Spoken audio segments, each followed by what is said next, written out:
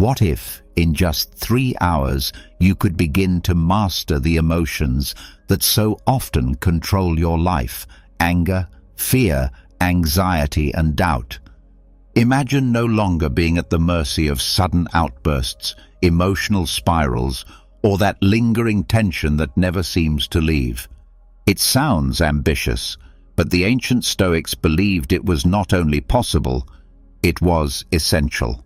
Welcome to 3 Hours of Stoicism to master anger, fear, and emotion.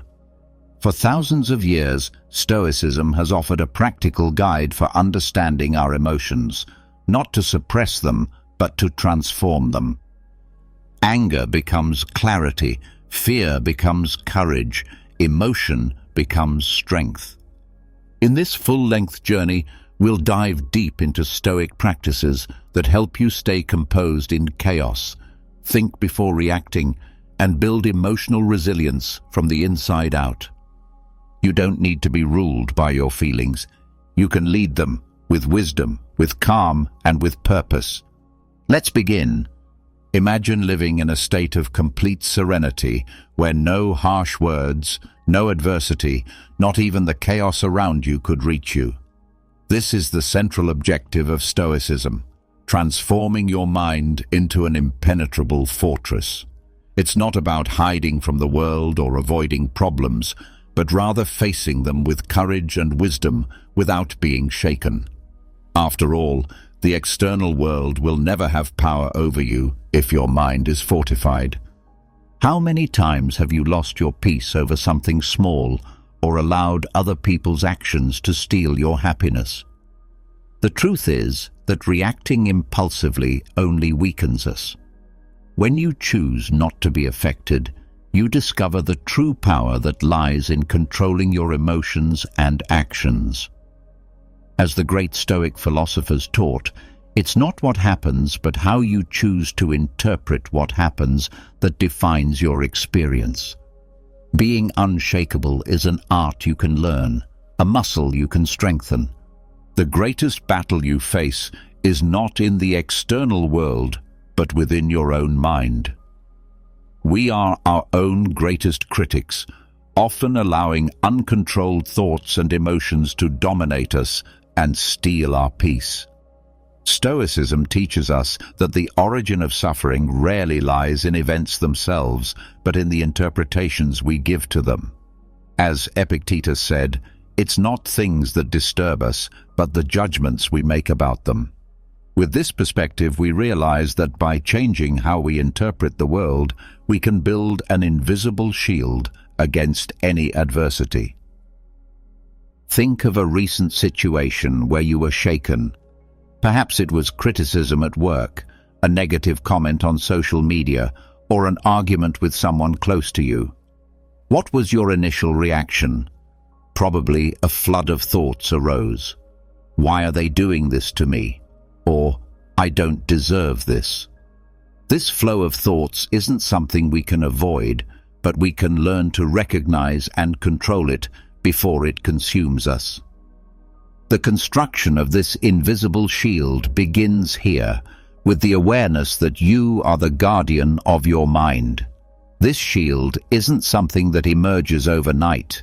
It's forged through daily practice of challenging automatic thoughts and asking yourself, does this really deserve my attention? For example, if someone insults you, you have two options. Absorb the words and allow yourself to be hurt, or realize that words only have power if you grant them importance. The insult is just empty noise unless you allow it to enter your mental fortress. The Stoics also teach us to separate what is under our control from what is not. Your reaction to an event is under your control. The event itself is not. When you accept this, you realize you can choose peace even in the midst of chaos. Imagine a shield that not only blocks external attacks, but reflects them back as if they never occurred. This shield is your ability to decide what enters your mind and what is rejected. Practice not identifying with your own thoughts and emotions. We often believe we are our thoughts, a mistake that can lead us to act impulsively. In truth, you are not the thoughts that arise, but the observer behind them. When you observe your thoughts with curiosity instead of judgment, you create space to choose how to respond. This is empowering and an essential part of Stoic training. To apply this lesson in practice, start today by reflecting on situations that would normally take away your peace. When a problem arises, ask yourself, is this under my control? Does this thought or emotion reflect reality or my interpretation of it? This constant self-analysis is what strengthens your invisible shield and makes it resistant to life's storms. In the end, you'll realize that the greatest enemy is not what happens, but what you believe about what happens.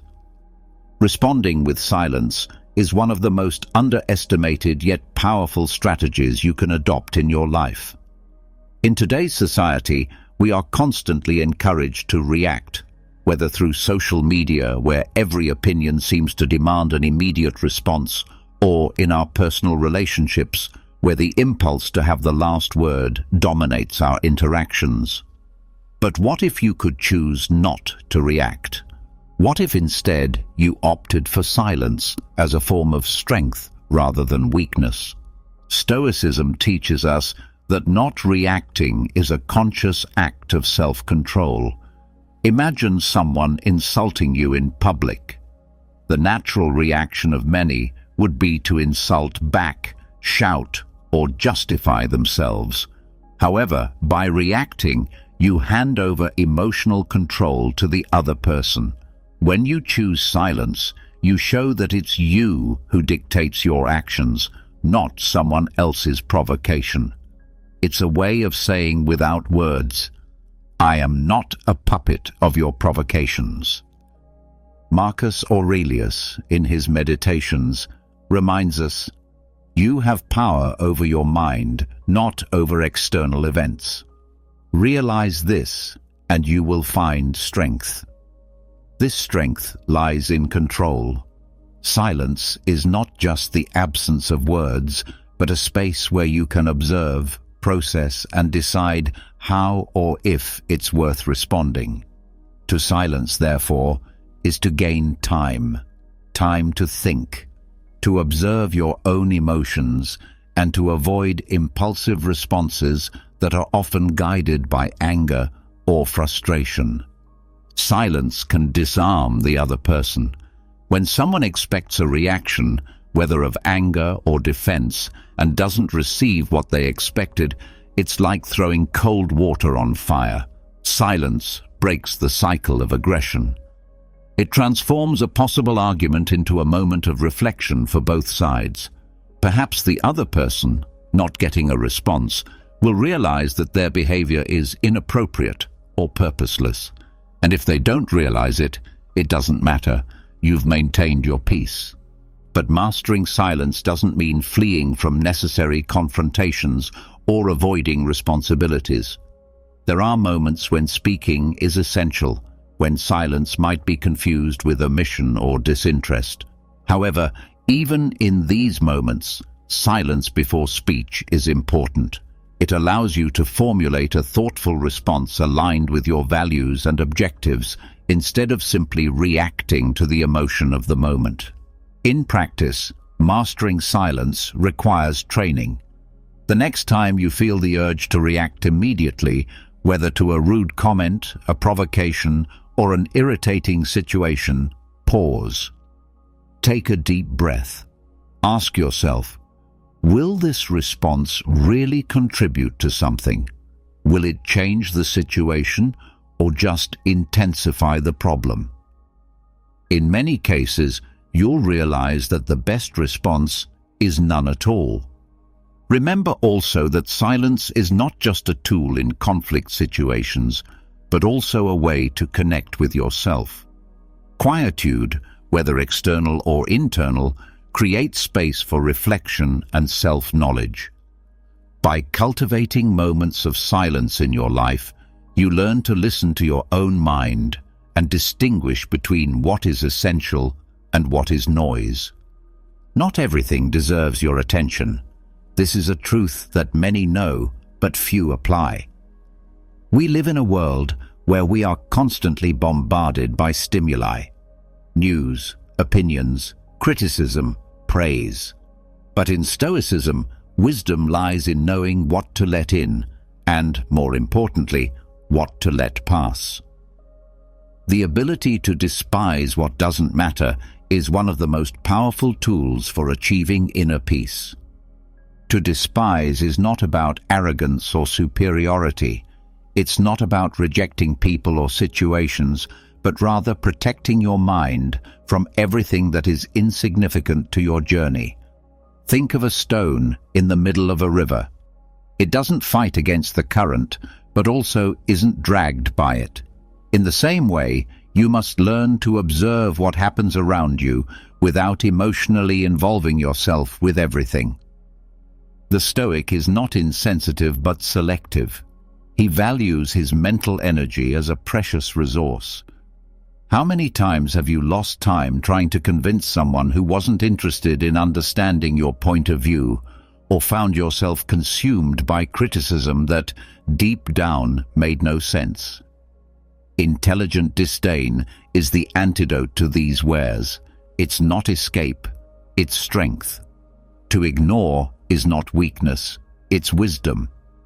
When you consciously choose where to place your attention, you're affirming that only what really matters will have space in your life. Seneca, one of the great masters of Stoicism, wrote, "Nothing is more worthy of disdain than caring about others' disdain." This phrase teaches us that worrying about what others think or say is often a trap for our mind. When you allow yourself to be affected by others' opinions, you hand over your power to them. It's like carrying a suitcase full of stones that aren't yours. Letting go of this weight is liberating. Practicing the art of disdain requires 3 simple steps. First, ask yourself, will this have importance a year from now? If the answer is no, discard it.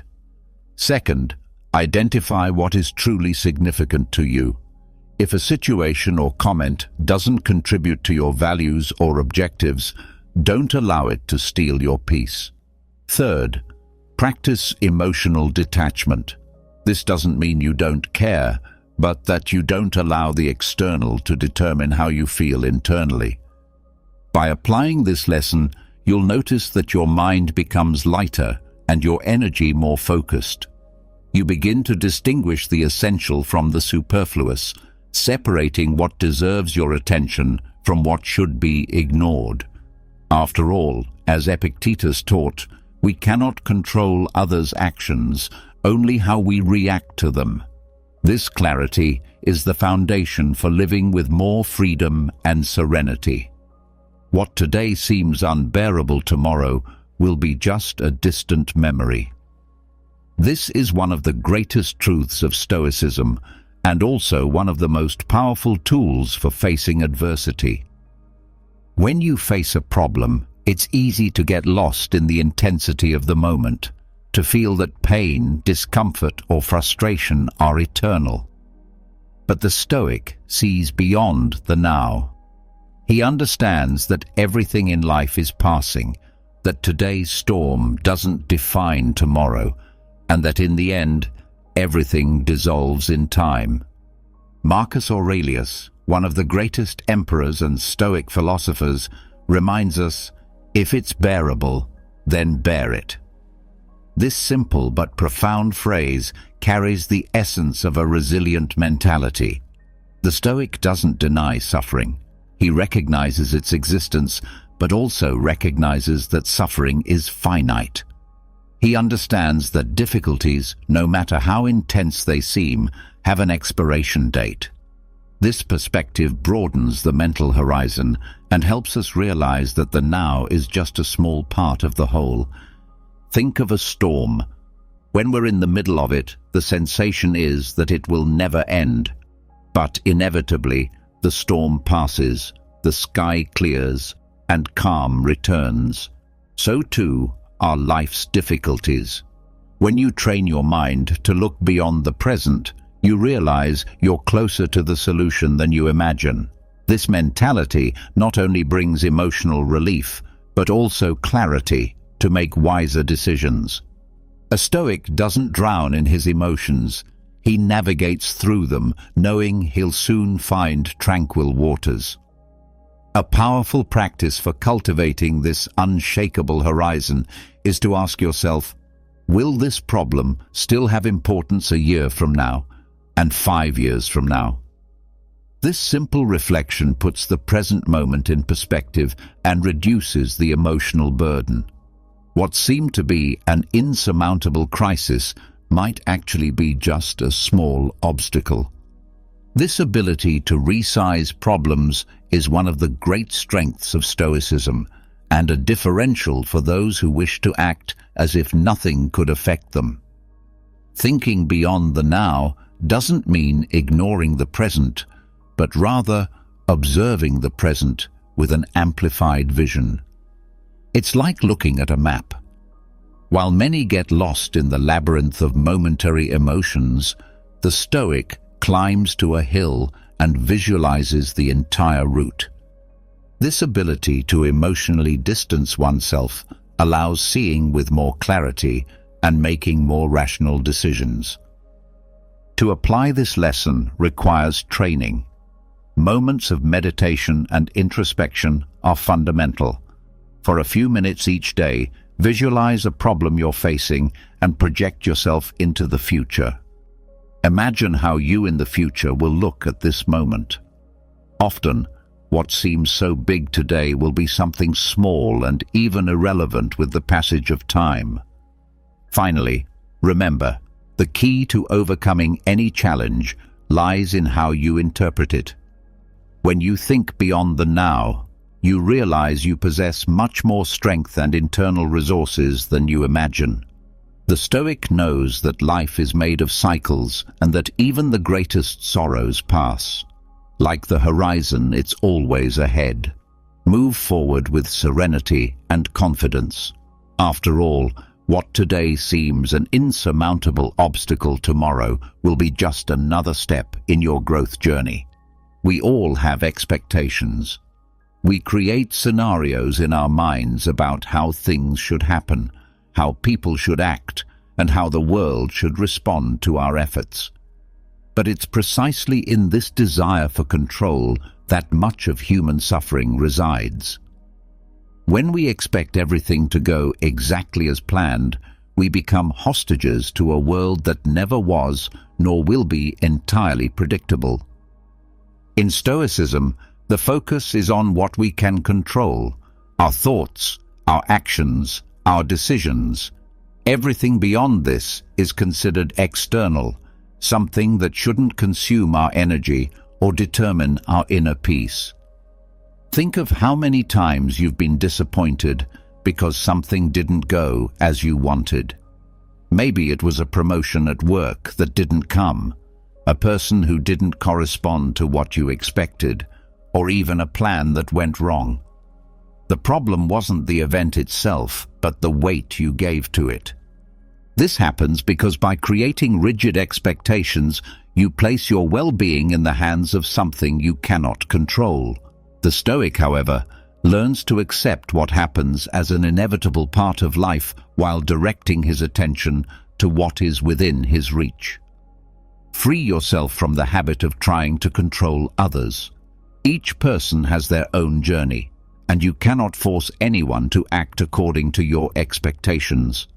This applies to work colleagues, partners, friends, and even family members.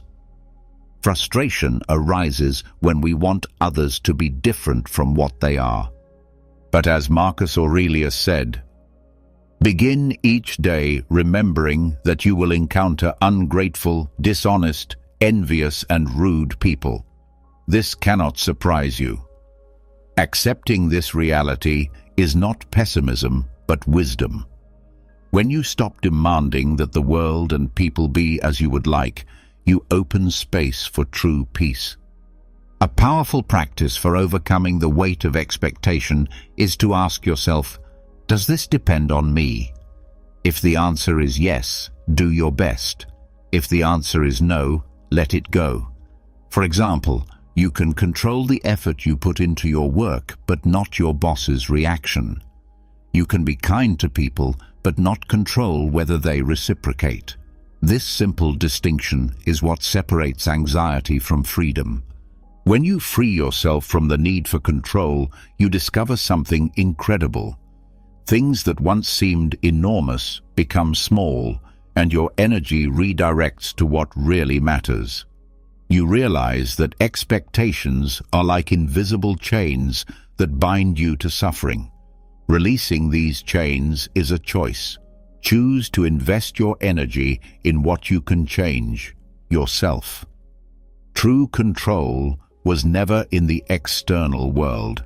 It was always in how you choose to react, interpret, and live the experiences that come to you. Peace is not found in a perfect world, but in a mind that accepts imperfection with wisdom. In Stoicism, discomfort is not seen as something to be avoided, but as an opportunity for growth. Learning to face discomfort instead of fleeing from it is one of the most powerful lessons you can take into your life. The deliberate practice of exposing yourself to what is uncomfortable, both physically and emotionally, strengthens your mind, making it more resilient and prepared to face any adversity. The Stoic knows that discomfort is temporary, but the strength acquired by overcoming it is permanent. Imagine a cold morning where getting out of bed seems to be the most difficult task of the day. The Stoic doesn't hesitate. He sees in the cold shower water or the walk in challenging weather a chance to challenge the mind's limits. By facing physical discomfort, he develops discipline and mastery over himself. This practice may seem simple, but it brings a profound lesson. The mind is much stronger than we believe. When you get used to small doses of discomfort, you create a type of mental immunity against life's great challenges. This philosophy also applies to emotional discomforts. Conflicts and losses are inevitable, but they don't need to be paralyzing. Seneca said we should prepare for the worst, not as pessimists, but as strategists. Face life's difficulties as training for the spirit. Just as an athlete strengthens his muscles by resisting greater weights, you strengthen your soul by facing challenging emotions. Instead of dodging, ask yourself, what can this experience teach me? This change in mentality transforms every obstacle into a step toward personal growth. Exposing yourself to discomfort in a planned way is a manner of becoming more resistant to external pressures. Practices like intermittent fasting, challenging physical exercises, or even avoiding certain material comforts teach that luxury doesn't define your happiness. By choosing to give up something for a while, you discover you need less than you imagine.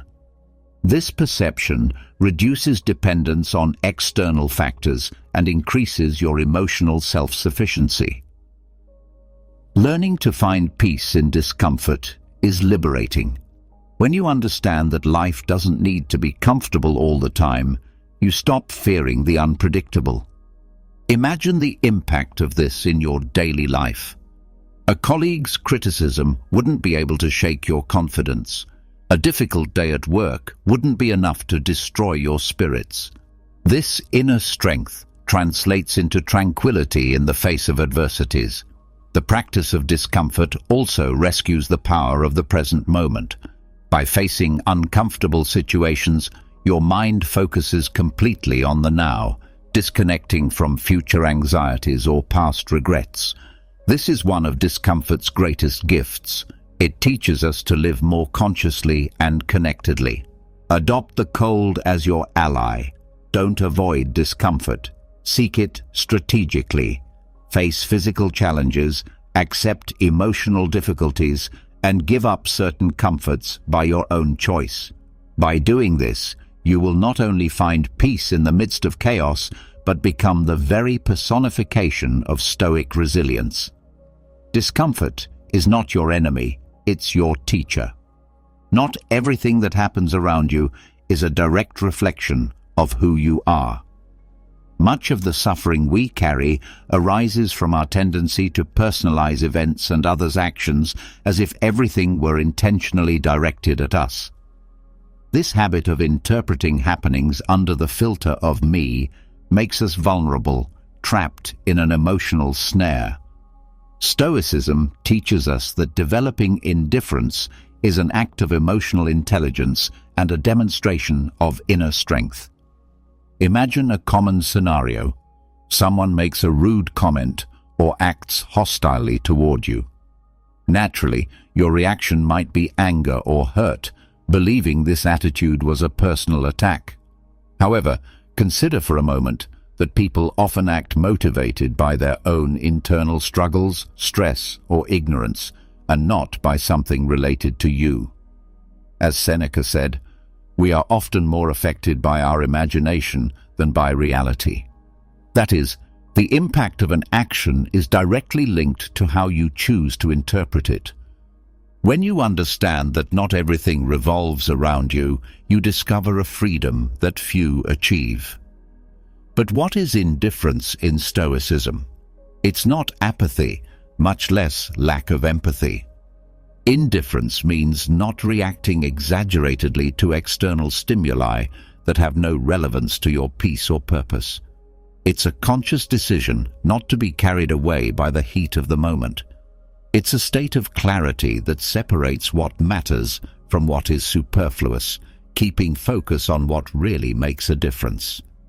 When you realize you have the power to choose how to react or even not to react, you gain control over yourself. A practical example of Stoic indifference can be observed on social media. How many times have you seen someone being criticized or attacked virtually? If the attacked person chooses not to react, often the situation dissolves by itself. This happens because reaction feeds conflict, while indifference empties it. By ignoring the attack, the person maintains dignity and preserves their inner peace. However, reacting impulsively can lead to an endless cycle of aggressions and hurts. Now, how to cultivate this practical indifference? First, recognize that others' opinions and actions don't define your value. Others' approval is not necessary for your happiness. Remember, what others think or do is a reflection of them, not of you. Second, practice the pause. When something bothers you, don't react immediately.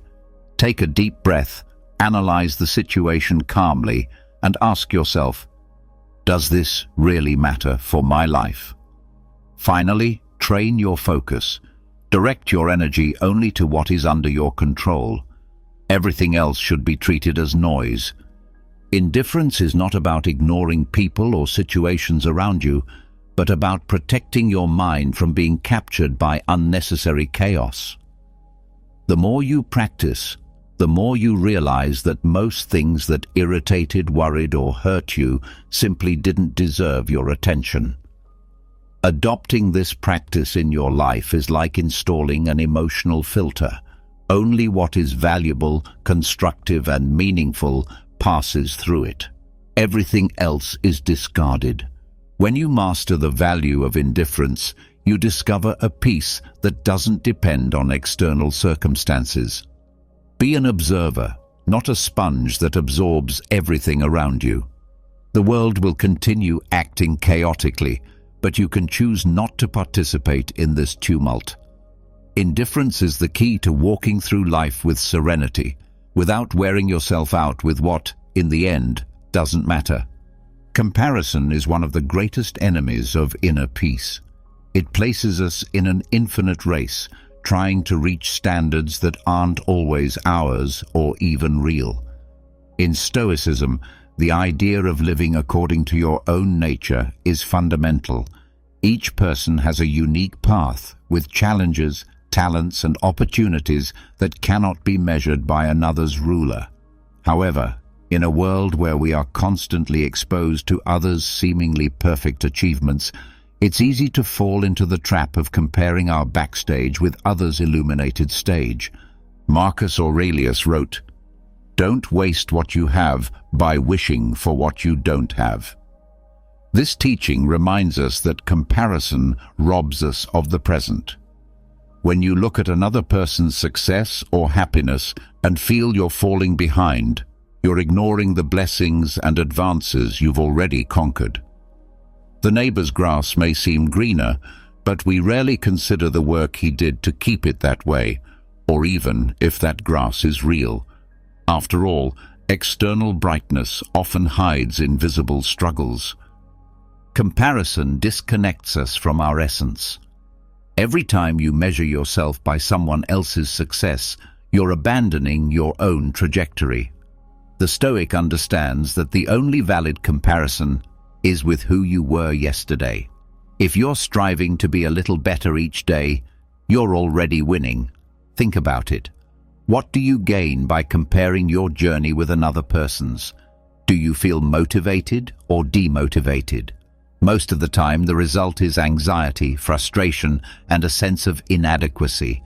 These feelings serve no Stoic purpose because they only take focus away from what really matters: internal progress. Imagine an athlete running on a track.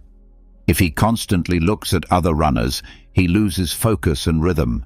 He cannot control their performance, but he can control his own. This is how we should live. When you look only at your path, you begin to value each small conquest and understand that your progress is made in your own time. Some reach their peak early, others later, and this doesn't matter. What's important is to keep moving forward. Comparison frequently bases itself on illusions. On social media, for example, people show only happy moments, victories, and achievements. This creates the false impression that their lives are perfect. But nobody posts defeats, bad days, or inevitable failures. Comparing yourself to something so distorted is unfair to yourself. You're not competing with reality, you're competing with a fantasy. To combat this poison, practice gratitude for what you already have.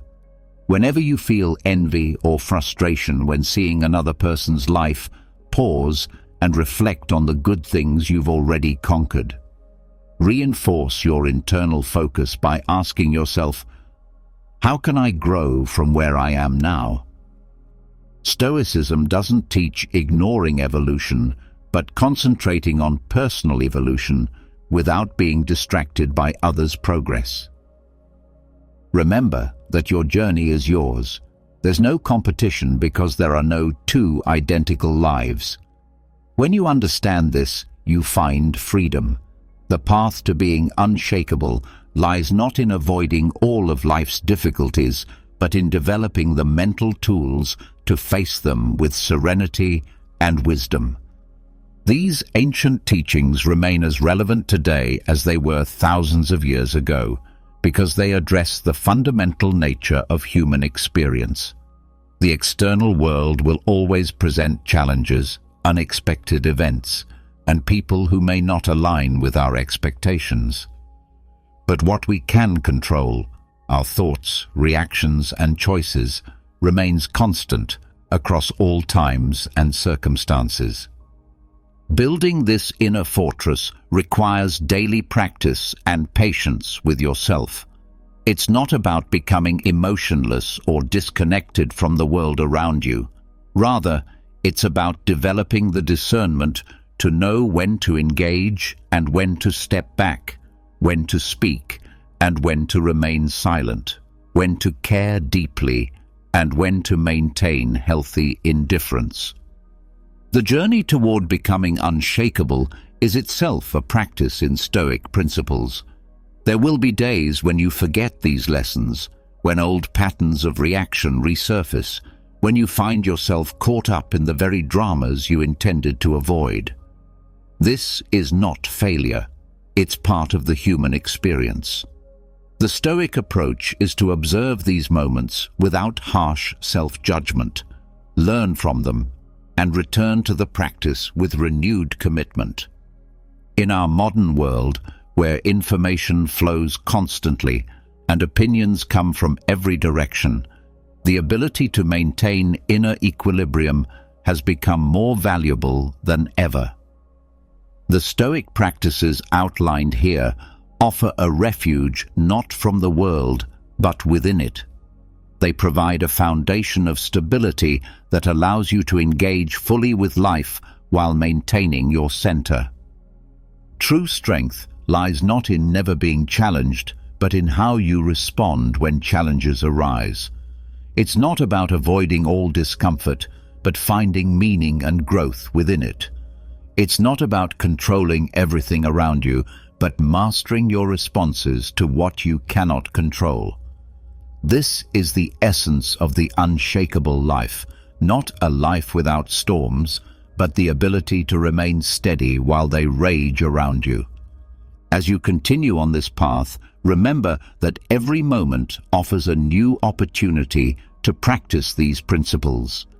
Each interaction, each unexpected event, each internal reaction becomes a chance to strengthen your inner fortress. The goal is not perfection but progress, not the elimination of all difficulties but the development of wisdom in facing them. The ancient Stoics faced wars, political upheaval, personal losses, and all the uncertainties that life could bring. Yet, they found a way to maintain their philosophical center, to act with virtue regardless of circumstances, and to find peace within themselves even when the world around them was chaotic. Their example shows us that this way of living is not only possible, but practical and deeply fulfilling. Your mind, properly trained and fortified with these principles, becomes your greatest ally in navigating life's complexities. It transforms from a source of anxiety and reactivity into a wellspring of calm, strength, and clear thinking. This transformation doesn't happen overnight, but with consistent practice, you'll find yourself naturally embodying these Stoic ideals in your daily life. The ultimate measure of success in this practice is not whether you never face difficulties, but whether you can face them with grace, wisdom, and inner peace. When you reach this state, you discover that being unshakable doesn't mean being unmoved by life, but being moved by the right things for the right reasons, always from a place of choice rather than compulsion. Imagine yourself surrounded by toxic people, absorbing your energy and undermining your peace. It's a frustrating truth, but what if I told you there's a way to transform that scenario? The ancient Stoic philosophers offer us powerful strategies to face toxic people while maintaining our inner tranquility. You'll learn to stay calm in the midst of chaos, to respond with wisdom and intelligence instead of anger and fury. You'll discover how to convert confrontations into opportunities for growth and how to establish healthy boundaries without feeling guilty. This journey of self-discovery and empowerment begins with understanding that we cannot control others, but we have complete dominion over our responses. The human mind can be compared to a garden where our serenity is the most precious flower. Just as a gardener cares for his plants, we need to care for our thoughts and emotions, protecting them from negative influences. Marcus Aurelius reminds us that you have control over your mind, not over what happens outside of it. By understanding this, we find strength. Within this mental garden, there are people who can act like weeds, harming our growth and peace. It's important to know how to identify them. Pay attention to those who, with words or attitudes, diminish your self-esteem or disturb your calm. These are the signs that a weed is establishing itself in your mind. There exist different types of negative people.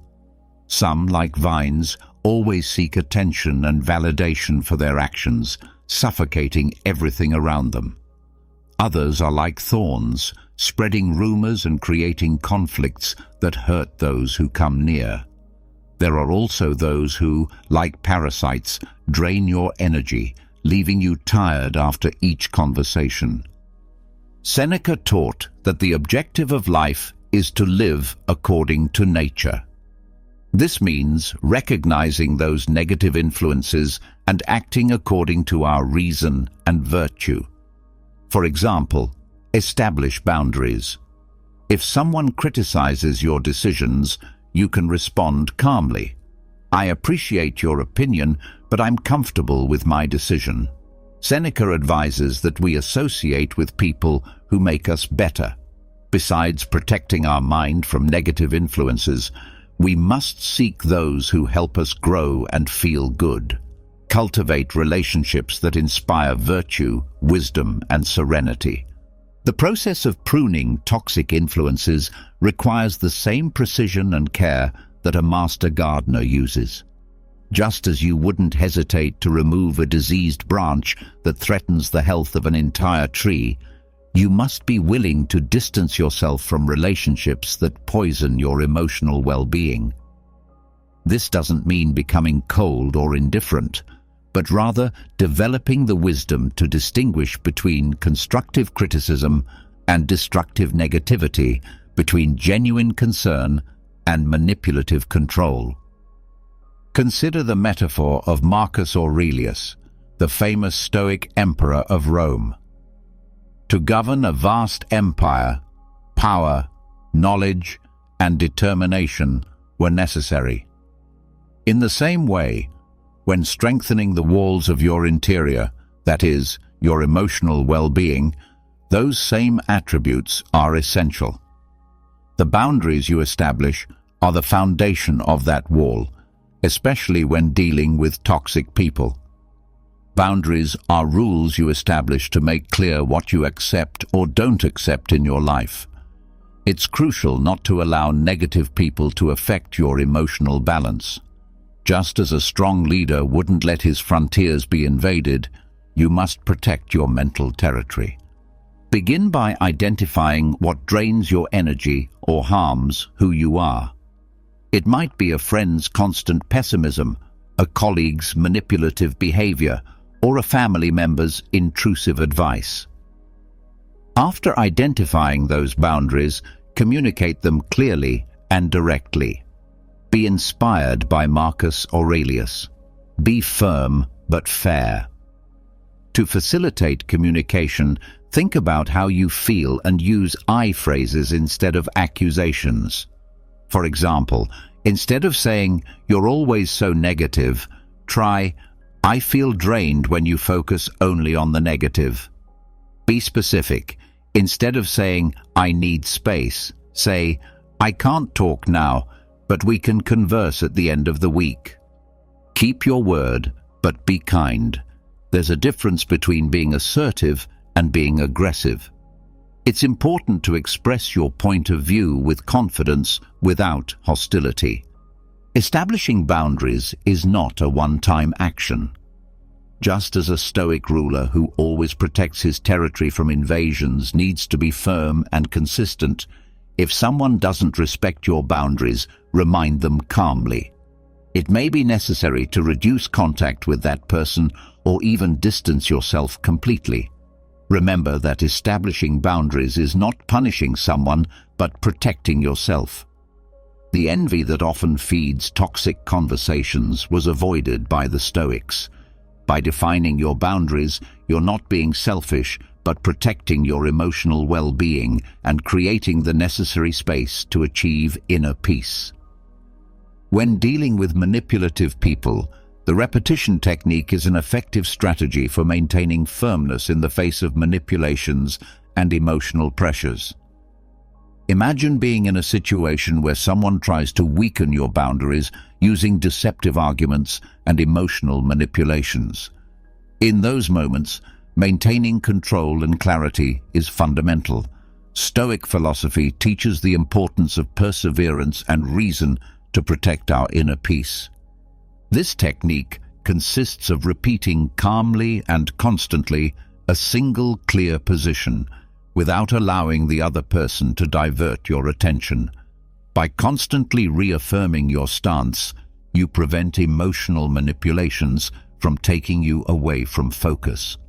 Epictetus emphasizes that true freedom is the ability to say no without needing justifications. Defining and maintaining your boundaries is an act of autonomy and wisdom. The constant repetition of your stance is an effective tool for dealing with manipulators who use praise, guilt, or anger to try to control your actions. By repeating your position calmly and assertively, you reduce the emotional influence of the situation, keeping reason in command. This approach blocks the manipulator, frustrating their attempts to divert the conversation, as their tactics are neutralized with repetition. Visualize this as a rock resisting the waves. The emotions, represented by the waves, try to wear down the rock, but reason and firmness, like the rock, remain unshakable. This technique is not about confrontation, but about preserving your serenity and maintaining your stance in the face of attempts at emotional control. A practical example would be a situation where someone tries to convince you to do something that goes against your values or principles. This person might try to use social pressure, praise, or guilt to influence. Using the repetition technique, you would respond calmly and repeatedly. I understand your opinion, but my decision is this. With each new attempt at persuasion, you would return to the same response without being carried away by the manipulator's emotions. This way, with patience and constancy, you maintain control over your actions and thoughts, preserving your inner peace and respecting your own boundaries, as Stoic principles teach. The art of not falling for provocations is fundamental in this practice. Don't let yourself be carried away by the provocations of toxic people.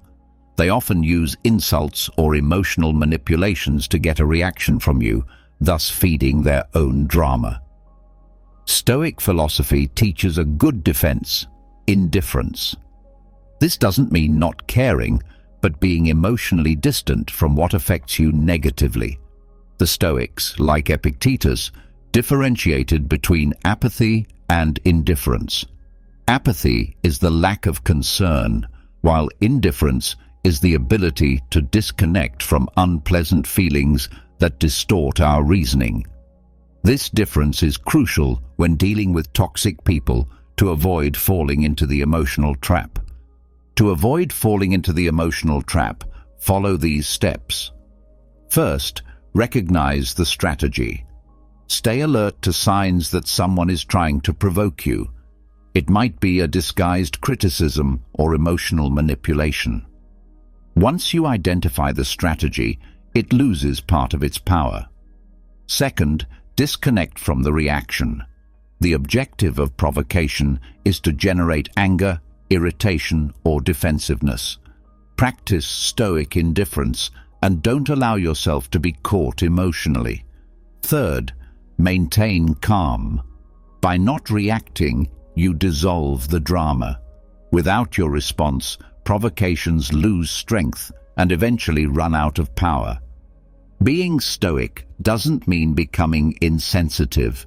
The philosophy values positive emotions, but teaches us to detach from negative ones we cannot control. Thus, you become a serene observer, distancing yourself from others' drama and maintaining your inner peace, immune to the storms others try to create. Choosing silence is a powerful strategy against toxic people who seek to drag us into emotional conflicts. Conscious silence can be an effective weapon against verbal attacks.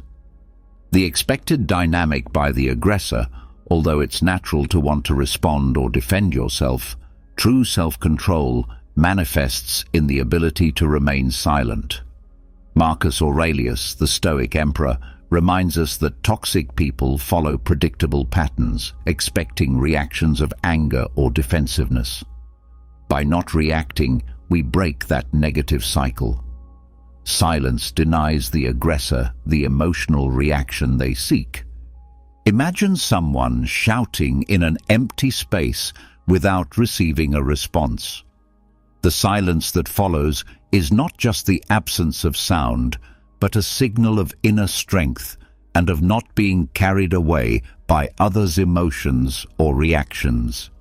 Marcus Aurelius advises, "Stop arguing about what a good man is. Be one." Silence demonstrates calm, rationality, and imperturbability in the face of external provocations. Initially, the aggressor may intensify their attacks, seeking to force a reaction. Stay firm. This silence is not weakness, but a powerful tool of the truly strong. Although not applicable in all situations, choosing silence is a valuable Stoic tool. It disarms toxic people, protects your inner peace, and demonstrates emotional control. By choosing silence, you send a clear message. I will not participate in this negative mental game. For example, imagine that someone always makes negative comments about what you do. Instead of getting angry or trying to defend yourself, you decide to stay quiet and focus on improving your work. Over time, your silence and the progress you achieve speak louder than any words, making the criticisms lose strength and showing your true inner fortitude. The practice of not allowing yourself to be influenced by toxic people requires conscious effort and consistent application of Stoic principles. Stoicism teaches us to concentrate our attention on what we can control. Although we cannot change other people's actions, we can choose how to manage our interactions with them. This doesn't mean isolating ourselves, but managing our interactions more consciously and in a balanced way. Epictetus reminds us that true happiness and freedom come from understanding. When dealing with negative people, it's important to observe their behavior neutrally, without getting emotionally involved. This emotional distancing is essential for maintaining our inner tranquility. The Stoics also emphasize the importance of protecting our inner peace by limiting exposure to negative influences. This is not weakness, but a way to create space to focus on what really matters in our lives. By establishing clear boundaries, especially in challenging professional or personal relationships, we can maintain a healthy balance. For example, if a coworker is always involved in gossip or complaints, we can reduce our interactions with that person to the essential, maintaining a respectful tone, but without allowing ourselves to be influenced. This helps us concentrate our energy on productive activities and relationships that add value to our environment. The importance of building a support system cannot be overstated in this journey. The Stoic philosophers, like Seneca, said it's important to live in harmony with nature, which includes being close to good people who share values similar to ours. These people can be valuable support in difficult moments, offering wise advice and reminding you of your worth. A good support system protects you from negative influences and creates a safe space to share your experiences and frustrations. It helps strengthen your self-esteem and determination, balancing the negative effects of toxic relationships. The Stoics believed it's essential to surround ourselves with people who have the qualities we want to develop. This circle of virtuous friends serves as a positive example, inspiring strength and optimism in challenging situations. Building and maintaining a support system requires continuous effort. This involves caring for the relationships you already have and seeking new connections with people who share your values. You can achieve this by cultivating meaningful friendships, participating in groups or communities that interest you, and showing gratitude to those who offer support. A suggestion would be joining a book club that explores Stoic philosophy, where you can debate ideas, share experiences, and support each other mutually. Another possibility is befriending people who exemplify Stoic virtues like courage and wisdom, learning from them through observation and dialogue. This supportive environment becomes crucial when facing the inevitable challenges that toxic people present. Self-care emerges as a non-negotiable necessity in this context. Dealing with toxic people is like being in constant battle, which can drain your emotions and leave you tired. To avoid this, it's fundamental to include self-care in your daily routine. This can be as simple as reserving time to relax, exercise, meditate, or even do an activity you enjoy, like reading or listening to music. These small actions are valuable investments in your mental health and help maintain your daily well-being. Here are some ways to practice self-care. First, activities that bring joy. Identify what you like to do to relax. Physical activities like running or yoga, or artistic ones like painting or writing, help relieve stress and recharge your energies. Second, meditation. Meditation practices help calm the mind and disconnect from negative thoughts. Making meditation a regular part of your self-care is an excellent way to manage stress. Third, connection with nature. Spending time outdoors, like walking in a park or hiking, is beneficial for mental health. This can improve your mood and give you a new perspective for dealing with toxic people. Fourth, listen to your body. Pay attention to signs of exhaustion or stress. Don't wait to feel completely exhausted to take care of yourself. Incorporate healthy habits like sleeping well and taking breaks throughout the day. Fifth, establish boundaries. Define boundaries to protect your self-care time. Learn to refuse requests that might interfere with that time. Remember that prioritizing your well-being is not selfishness. It's fundamental for your emotional resilience. By integrating personal care into your life, you become stronger and more balanced. A Stoic warrior is always prepared to face challenges, and by taking care of yourself, you'll also be more prepared to deal with the negativity around you. The practice of not absorbing others' toxicity requires developing a particular type of mental resilience. Imagine yourself as a firm rock in the middle of an agitated ocean. The waves represent toxic people who try to destabilize your inner peace with their complaints and insecurities. Stoic philosophy helps us face these situations. Marcus Aurelius reminds us that we have control over our mind, not over what happens around us. Understanding this gives us strength in the face of negativity.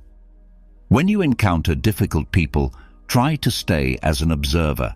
Just as a lighthouse that shines in the storm, keep your inner light lit regardless of the darkness around you. Their negativity reflects their own problems, not yours. For example, if a colleague criticizes your work, instead of getting upset, think about what you can control. What they say is out of your control, but how you react is totally in your hands. Epictetus said that it's not things that make us uncomfortable, but what we think about them. By seeing each difficult interaction as an opportunity to grow, you strengthen your character. Consider these people as involuntary teachers.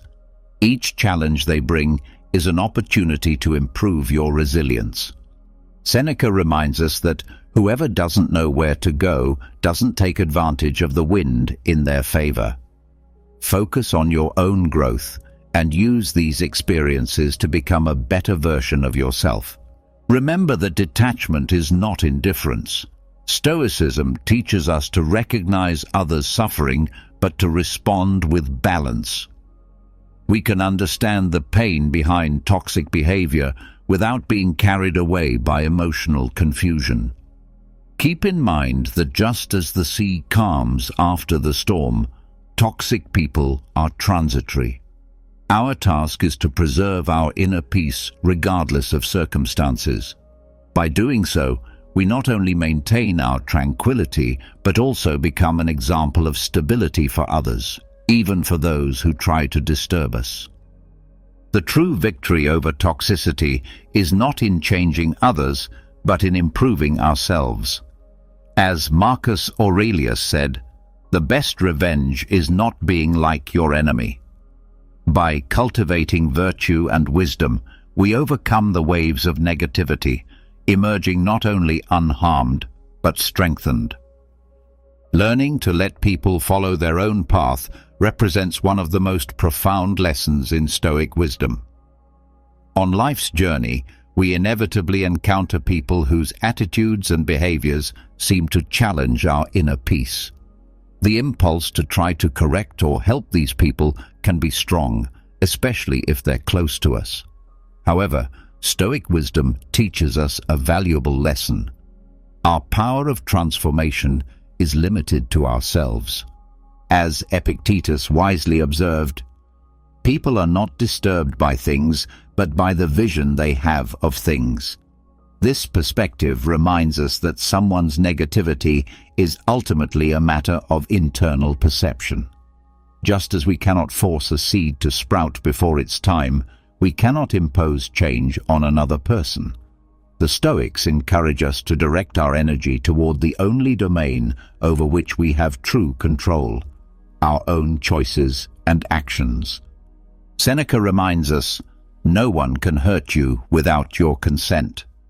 This doesn't mean we should be indifferent to others' suffering, but that we have the power to decide how others' actions affect us. We can offer support and guidance when asked, but we must resist the temptation to assume responsibility for another person's life when they don't want to change. Zeno of Citium, the founder of Stoicism, taught that life's objective is to live according to nature. Part of this harmony is accepting that not everyone will follow the path of virtue at the same pace or in the same way as us. Our role is not to judge or correct, but to live according to our principles. If, after careful reflection, we conclude that certain person's presence in our life is truly harmful, Stoic philosophy teaches us to distance ourselves from those people. This is not an act of abandonment, but of self-discipline and self-love. As Epictetus advised, if someone is capable of convincing you and showing you that you don't think or act correctly, change willingly. But if you're not convinced, have patience with that person and follow your own path. Remember, cultivate virtue within yourself, offer kindness to others, and trust that each person will discover their own path to wisdom at the right time. Don't try to change someone who isn't willing to change. The art of detachment becomes particularly relevant when we face relationships that have become sources of constant conflict and stress. In life's journey, our inner balance is like a delicate garden that requires constant care. Sometimes we find people whose actions or words threaten to disturb the harmony we cultivate with such care. Stoicism teaches us that in certain situations, the most virtuous act is knowing when to distance ourselves. This wisdom resonates deeply when we face relationships that drain our vital energy. Consider a long-standing friendship that has become a constant source of conflict and stress. Despite your attempts to communicate and establish boundaries, you realize the negativity persists. Stoicism doesn't teach us to flee from challenges, but to discern between what we can change and what we must accept. When thinking about distancing yourself, ask yourself, Have you analyzed your own perceptions? Is the situation really bad or just challenging? The answers to these questions will help you make a decision. The detachment process doesn't have to be abrupt or dramatic. It can be gradual, like the tide that slowly withdraws from the shore. Reduce shared time, limit interactions to essentials, and redirect your energy toward relationships that nourish your personal growth. Remember, the objective is not to isolate yourself, but to create space for relationships that resonate with your values and contribute to your inner peace. As Seneca astutely observed, associate with people who make you better. By practicing wise detachment, you not only protect your well-being, but also exemplify Stoic principles of living with intention and virtue. This practice opens the way to a more serene and authentic existence, allowing you to flourish in a garden of tranquility cultivated by your own hands. The journey toward forgiveness, particularly self-forgiveness, represents perhaps the most challenging yet liberating aspect of dealing with toxic people. Imagine that you're a sailor about to embark on a long journey through life's seas. However, your boat is heavy with anchors of resentment and pain, making navigation difficult. Stoicism teaches us that forgiving is like cutting those emotional anchors. It's not about helping whoever hurt you, but about freeing yourself. The Stoics teach that we must accept what we cannot control, like others' actions. Carrying grudges is like trying to row against the current, exhausting and senseless. Stoic lessons function as a guide to achieve self-forgiveness and inner peace. The Stoics defended that true power resides in the mastery of our thoughts and reactions, not in external circumstances. To find peace, it's necessary to forgive yourself and release the bonds of resentment. Forgiving doesn't mean approving the actions of those who hurt you, but recognizing that the past is immutable and that your response to it is under your control. As Seneca advised, the best cure for anger is postponement. By practicing this emotional distancing, you'll discover your own inner strength. Break the chains of negativity. Resentment is a self-imposed prison. By clinging to it, you allow those who hurt you to continue exercising power over your life, even in their absence. Self-forgiveness is the key that opens the doors of that emotional prison. The forgiveness process is a journey, not a destination. Here are some strategies for navigating these turbulent waters. First, recognize the emotional storm. Accept the existence of your anger, pain, or resentment. Denying these emotions is like ignoring a storm on the horizon, dangerous and imprudent. Second, cultivate compassion for yourself. Treat yourself with the same kindness you would offer a traveling companion in difficulties. Remember, you're not only a victim of others' actions, but also of the circumstances that shaped those actions.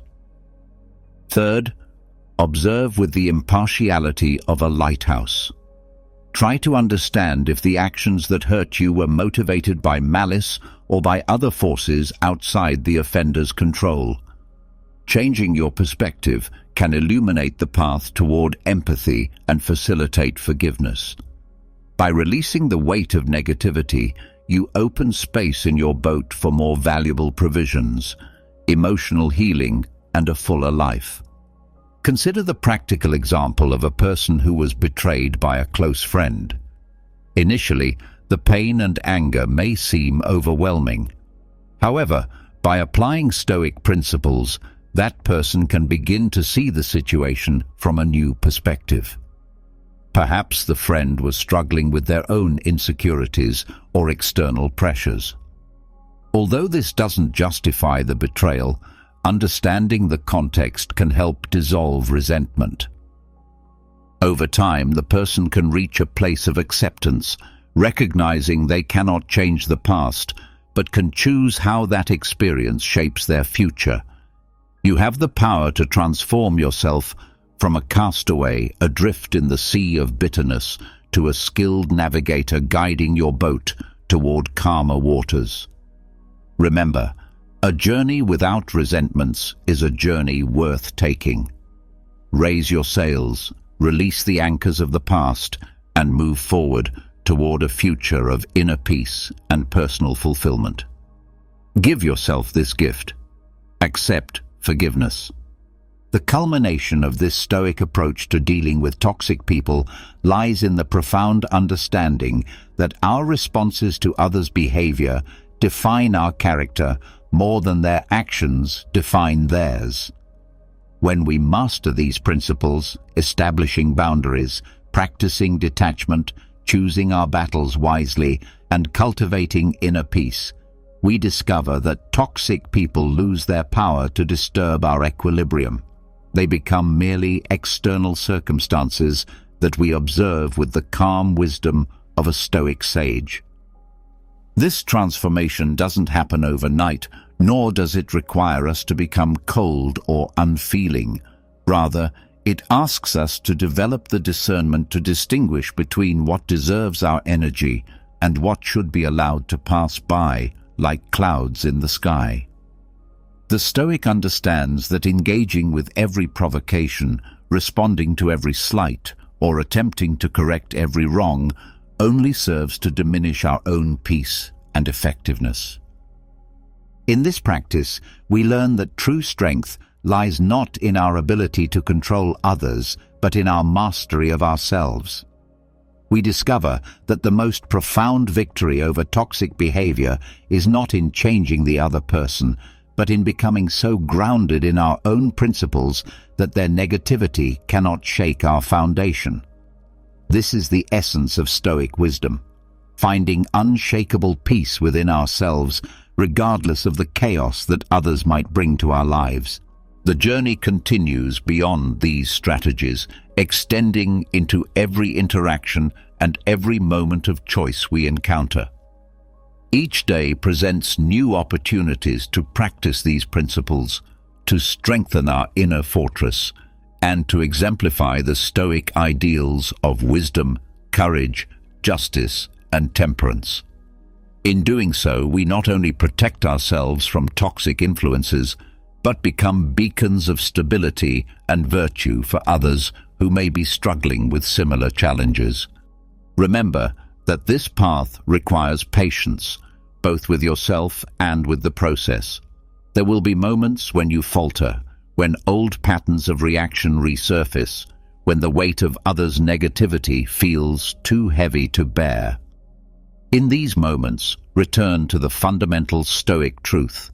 You have control over your mind, your choices, and your responses.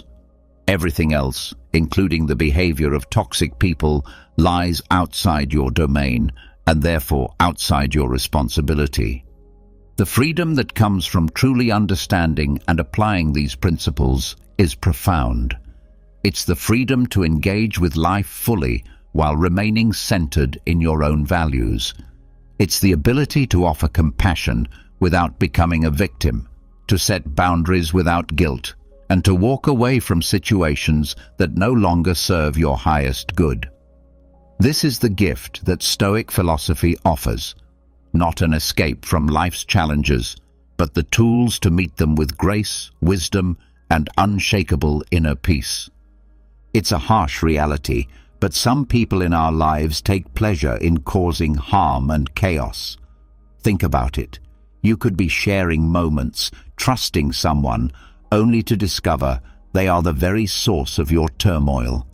This exploration delves deep into a topic that's as fascinating as it is frightening, recognizing the signs you're dealing with an evil person. Whether it's a colleague, a friend, or even a family member, these individuals can be masters of deception, hiding their true nature behind charm and charisma. Understanding these signs can be life-changing. The Stoics believed in the power of perception and the importance of living a life guided by reason and virtue. By identifying and understanding these toxic traits, we can protect our peace of mind and cultivate healthier relationships, staying true to the Stoic principles of wisdom and self-control. This journey of self-awareness and resilience will equip you not only to spot these behaviors, but also to learn practical ways to safeguard your mental health and well-being. When we talk about people who seem charming and charismatic at first, it's important to remember that appearances can be deceiving. These individuals often have a way of lighting up a room, making everyone around them feel special and valued. They know exactly what to say to make you feel like you've just made a new best friend. At first glance, they seem like the perfect person, witty, engaging, and seemingly interested in your life. It's easy to get swept up in their charm, thinking you've found someone truly special. However, the Stoics teach us to look beyond the surface and seek the truth through rational thought and observation. Over time, you might start to notice little cracks in their facade. Maybe they always need to be the center of attention, overshadowing others in social settings. They might talk over you, interrupt you, or even subtly put you down in front of others. These aren't just quirks or signs of an extroverted personality. They're red flags. The Stoics would advise us to observe these behaviors with a clear mind, unclouded by the initial excitement of their charisma. Imagine being at a party where this person is the life of the event, telling jokes and captivating the crowd. At first, it feels great to be in their orbit, but as the evening progresses, you realize they're dominating every conversation, making everything about themselves. When you try to share something about your life, they quickly redirect the topic back to them. This is where the Stoic principle of apatheia, a state of being undisturbed by external things, comes in handy. By staying emotionally balanced, you can see through their charming act and recognize the self-centered nature underneath. It's also crucial to pay attention to how they react when things don't go their way. A person who is genuinely kind and caring will handle disappointments and disagreements with grace and understanding. But someone who is merely playing a role to gain your trust might quickly become angry or defensive. They might lash out or try to manipulate the situation to regain control. According to Stoic wisdom, such reactions are clear indicators of a lack of virtuous character. Marcus Aurelius reminds us to be wary of those who display signs of anger and manipulation, as these are not the traits of a rational and virtuous person. The key here is to take your time and trust your instincts. The Stoics believed in the power of observation and the importance of not rushing to judgment based on first impressions. Epictetus taught that we should carefully evaluate the character of those we allow into our inner circle. So if someone seems too good to be true, give yourself the space to observe their actions over time. Notice how they treat others, especially when they think no one is watching. True character is revealed in how a person behaves when they aren't trying to impress anyone. Remember, not everyone who seems charming and charismatic has good intentions. Some people use their charm as a tool for manipulation. By staying grounded and mindful, you can protect yourself from being taken in by a superficial facade. Stay true to the Stoic principles of wisdom and discernment, and you'll be better equipped to navigate these complex social interactions. Another crucial sign to watch out for is a lack of empathy. Empathy is the ability to understand and share the feelings of others. It's what allows us to connect deeply with those around us, to offer support when it's needed, and to create meaningful relationships. However, there are individuals out there who seem to completely lack this essential human trait. They don't care about how their actions or words affect others, and this can have a devastating impact on those around them.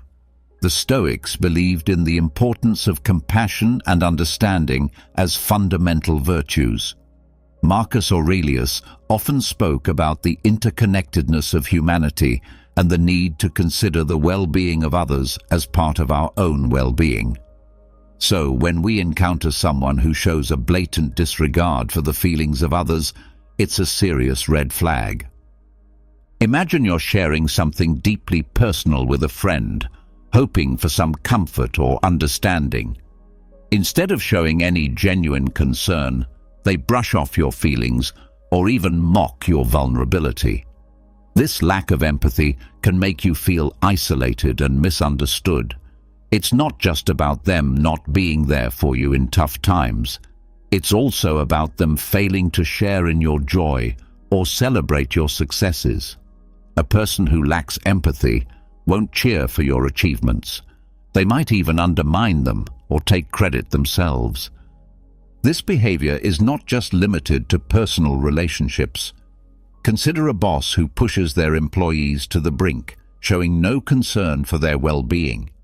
They might demand long hours without fair compensation, ignore requests for time off, or publicly criticize employees in a way that's meant to humiliate rather than constructively guide. This creates a toxic work environment where people feel undervalued and stressed. The Stoics would advise us to maintain our inner peace and integrity in such situations, recognizing that the lack of empathy in others is a reflection of their character, not ours. Furthermore, a lack of empathy can lead to more sinister behaviors.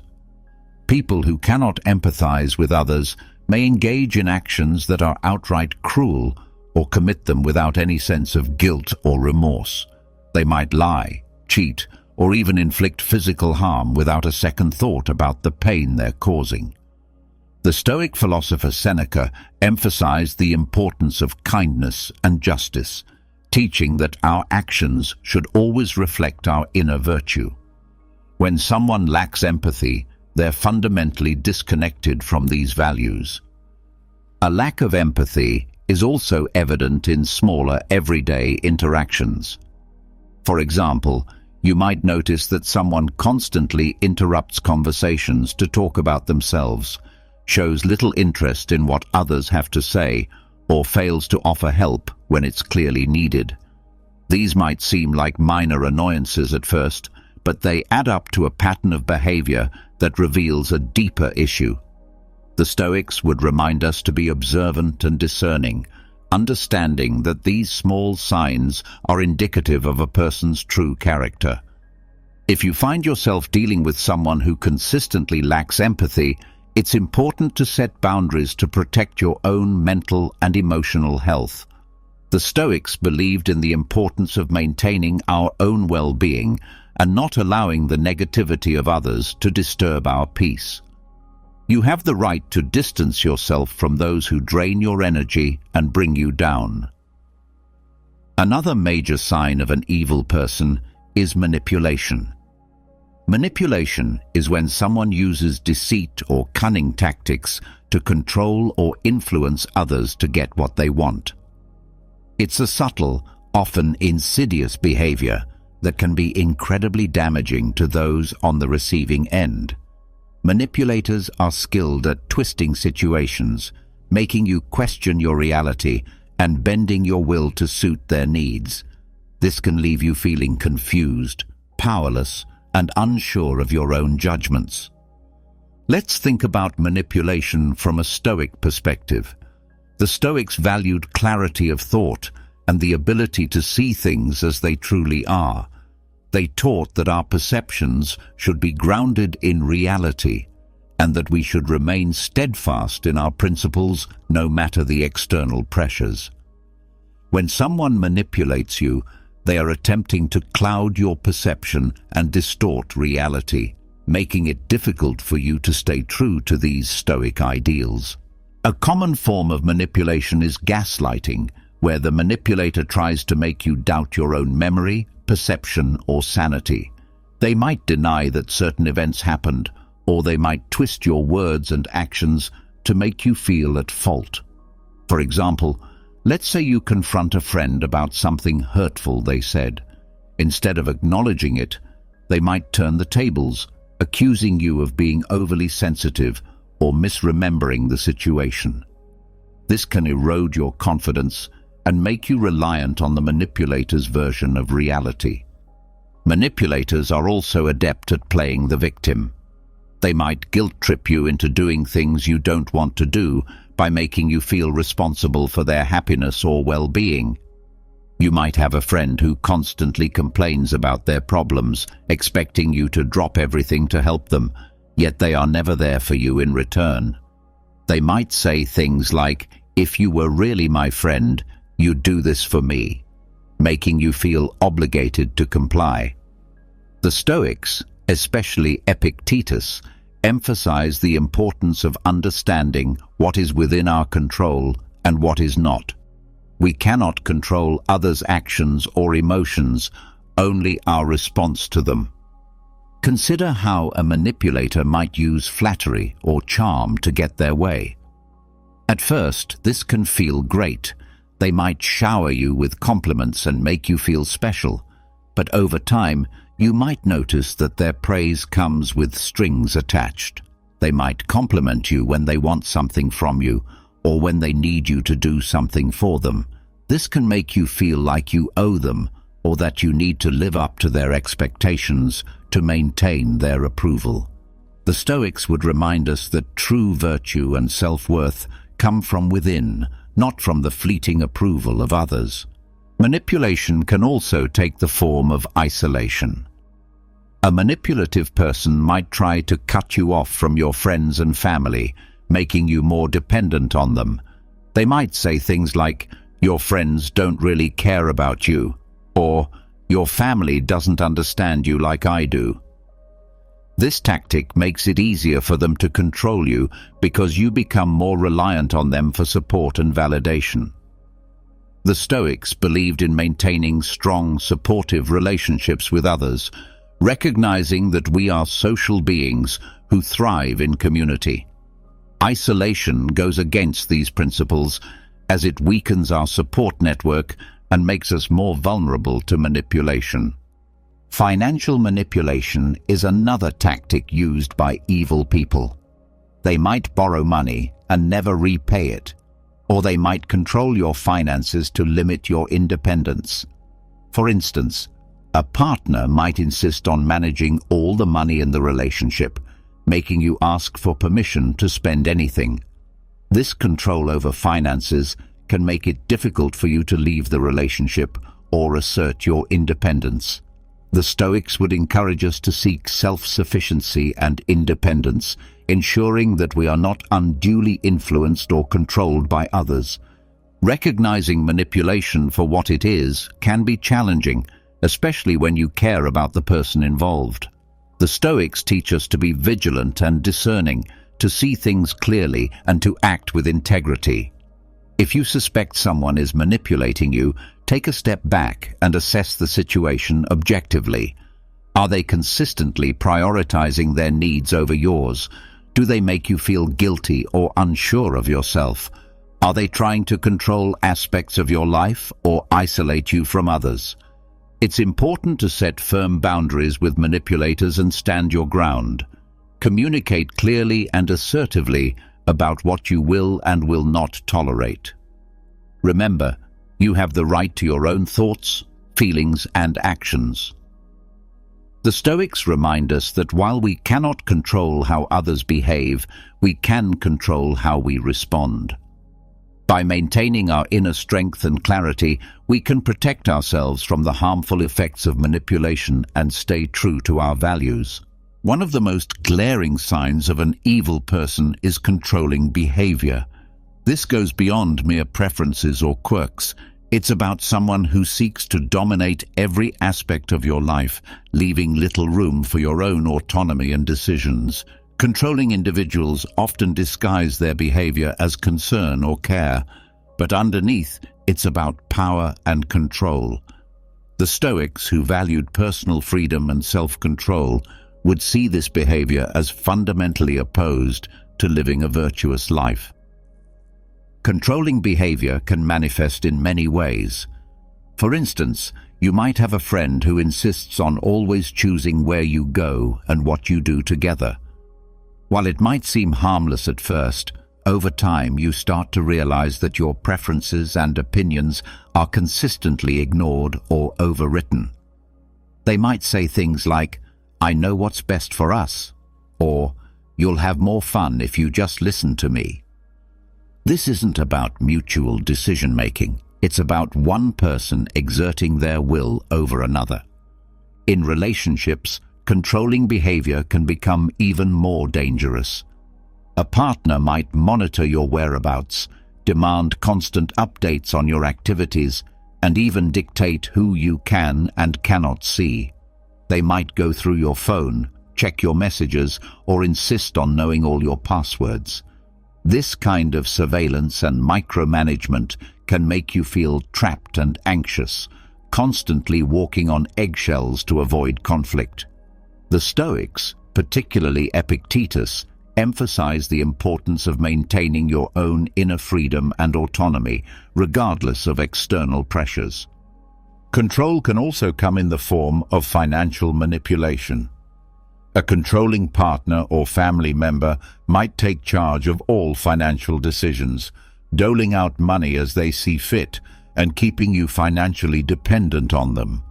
They might say, "I handle the money because you're not good with finances," or "It's easier if I just take care of everything."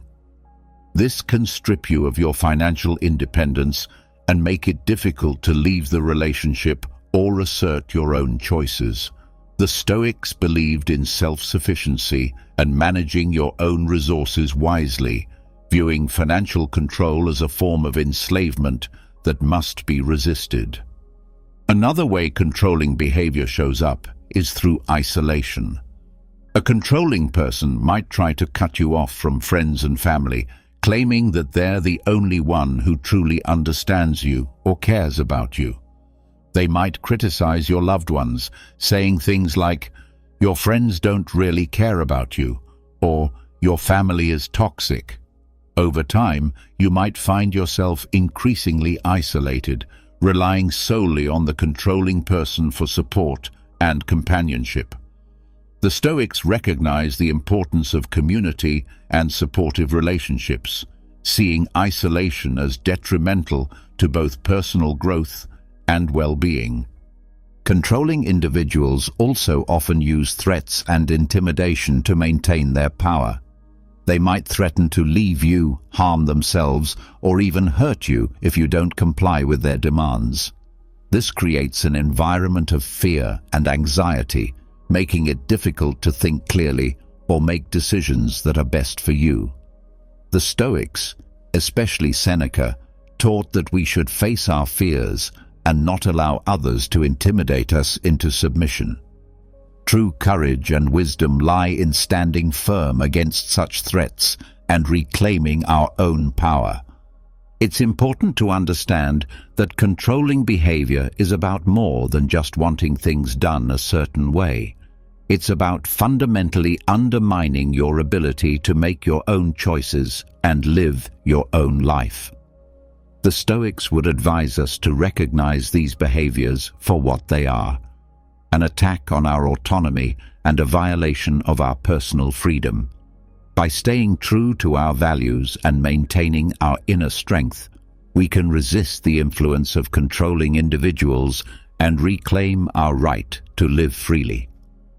If you find yourself dealing with someone who exhibits controlling behavior, it's crucial to set firm boundaries and assert your independence. Communicate clearly about your needs and limits, and don't be afraid to seek support from others who understand your situation. Remember, the Stoics teach us that we cannot control others, but we can control our own reactions and decisions. By staying grounded in our principles and valuing our own autonomy, we can protect ourselves from the harmful effects of controlling behavior and live more authentic, fulfilling lives. Another unmistakable sign of an evil person is pathological lying. This goes beyond the occasional white lie that most people tell. Pathological liars deceive constantly, often without any apparent reason. They fabricate stories, manipulate facts, and distort reality to suit their own needs or to gain an advantage over others. This behavior can be incredibly damaging to relationships, eroding trust and creating a web of deceit that's difficult to untangle. The Stoics valued truth and integrity above all else. They believed that a virtuous life was grounded in honesty and that deceit was a fundamental betrayal of one's character. Marcus Aurelius emphasized living in accordance with nature, which means aligning our actions with truth and reason. When someone lies pathologically, they are living in direct opposition to these principles, creating a false reality that benefits only themselves. Pathological lying can take many forms. It might start with small, seemingly harmless lies, like embellishing a story to make themselves look better or more interesting. Over time, these lies can escalate, covering up mistakes or wrongdoings and manipulating others to achieve their goals. A pathological liar might claim to have accomplished things they haven't, falsely take credit for others' work, or make up stories about their past to gain sympathy or admiration. This constant dishonesty creates a distorted view of reality where you can never be sure what's true and what's fabricated. Consider how a pathological liar might operate in a workplace.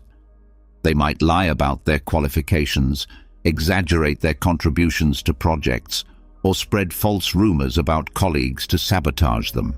This can create a toxic environment where trust is undermined and people are constantly on edge, unsure of who to believe.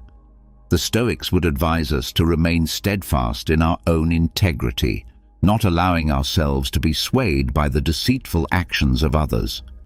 Epictetus taught that we should focus on what we can control, our own thoughts and actions, and not be disturbed by the dishonesty of those around us. In personal relationships, pathological lying can be even more destructive. Imagine being in a relationship with someone who constantly lies about their whereabouts, their past, or their feelings. This behavior can make you feel insecure, anxious, and constantly questioning your own perceptions. You might find yourself doubting your memory or second-guessing your instincts, which is exactly what the liar wants. They thrive on creating confusion and instability, keeping you off balance so they can maintain control. The Stoics would remind us to trust our own judgment and not be swayed by the manipulations of others. Seneca taught that true peace comes from within and that we should not allow the deceit of others to disturb our inner tranquility. One of the most insidious aspects of pathological lying is that it's often difficult to detect at first. Pathological liars can be incredibly convincing, telling their lies with such confidence and detail that it's hard not to believe them. They might mix truth with lies, making it even more challenging to discern what's real. This is where the Stoic principle of vigilance comes into play. We must remain observant and critical, not taking things at face value, but instead seeking the truth through careful consideration and evidence. When you catch someone in a lie, pay attention to how they react. Do they become defensive or aggressive? Do they try to turn the tables and blame you? Or do they offer a plausible explanation that seems to make sense, even if it's just another layer of deceit? A genuine person will admit to their mistakes and strive to correct them, while a pathological liar will double down on their falsehoods, weaving an even more intricate web of lies. The Stoics would counsel us to remain calm and rational in the face of such behavior, recognizing it for what it is and not allowing it to provoke us. It's also important to consider the long-term impact of pathological lying. Over time, it can erode the very foundation of trust that any relationship is built upon. Once trust is broken, it's incredibly difficult to rebuild. You might find yourself constantly suspicious, always wondering if you're being lied to again. This can lead to a toxic cycle of mistrust and resentment. The Stoics believed in the importance of building strong, honest relationships based on mutual respect and understanding. When dealing with a pathological liar, you must decide whether it's worth trying to rebuild that trust or whether it's healthier to distance yourself from their toxic influence. If you find yourself entangled with a pathological liar, it's crucial to set firm boundaries and protect your own mental and emotional well-being. The Stoics would advise us to remain true to our own values and principles, not allowing ourselves to be dragged down by the deceit of others. Be clear about what you will and will not tolerate, and don't be afraid to walk away from a relationship or situation that is built on lies. Remember, your peace of mind and integrity are more important than maintaining a connection with someone who consistently deceives you. Now, how can you protect yourself from these harmful behaviors while maintaining your peace and integrity? Setting boundaries is one of the most crucial skills you can develop when dealing with difficult or toxic people. Boundaries are about defining what you will and will not accept in your relationships, and they are essential for protecting your mental, emotional, and even physical well-being. The Stoics, who emphasize the importance of personal integrity and inner peace, would see boundary setting as a fundamental practice for maintaining a virtuous and tranquil life. First and foremost, it's important to recognize that setting boundaries is not about being harsh or unkind. It's about respecting yourself and ensuring that others respect you as well. The Stoics believed in the importance of self-respect and living in harmony with our true nature. By setting clear boundaries, you're not only protecting yourself, but also fostering healthier interactions with others. When it comes to setting boundaries, clarity is key. You need to be specific about what behaviors you will not tolerate and communicate this clearly and assertively. For example, if you have a friend who frequently belittles you or puts you down, you might say, "I appreciate our friendship, but I won't tolerate being spoken to in a disrespectful manner. If this continues, I will have to distance myself." This approach is direct and leaves no room for misinterpretation. According to Stoic principles, this kind of clear communication helps maintain order and respect in relationships. Another important aspect of setting boundaries is consistency. It's not enough to state your boundaries once and expect others to adhere to them without reminders. You must consistently enforce your boundaries, even when it's uncomfortable or difficult. The Stoics, particularly Epictetus, emphasize the importance of discipline and perseverance. By consistently upholding your boundaries, you demonstrate self-respect and teach others how to treat you. If someone repeatedly crosses your boundaries, it's a clear sign that they do not respect you or your limits, and it may be necessary to reassess the relationship. It's also important to remember that setting boundaries is not a one-time event, but an ongoing process. As relationships evolve, your boundaries may need to be adjusted. For instance, in a work environment, you might need to set boundaries around your availability and workload to prevent burnout. You could say to a colleague or supervisor, "I am happy to help with this project, but I cannot take on additional tasks beyond my current responsibilities." The Stoics would advise us to balance our duties and not overextend ourselves to the detriment of our well-being. One of the most challenging aspects of setting boundaries is dealing with the pushback or resistance you might encounter. People who are used to getting their way, especially those with controlling or manipulative tendencies, may not take kindly to your newfound assertiveness. They might react with anger, guilt-tripping, or even attempts to undermine your confidence. The Stoics teach us to remain calm and steadfast in the face of such challenges. Marcus Aurelius wrote about the importance of maintaining our composure and not being swayed by the negative emotions of others. When you encounter resistance, stay firm and remind yourself that your boundaries are necessary for your well-being. In some cases, setting boundaries might mean making difficult decisions, such as distancing yourself from certain individuals or even ending relationships that are toxic or harmful.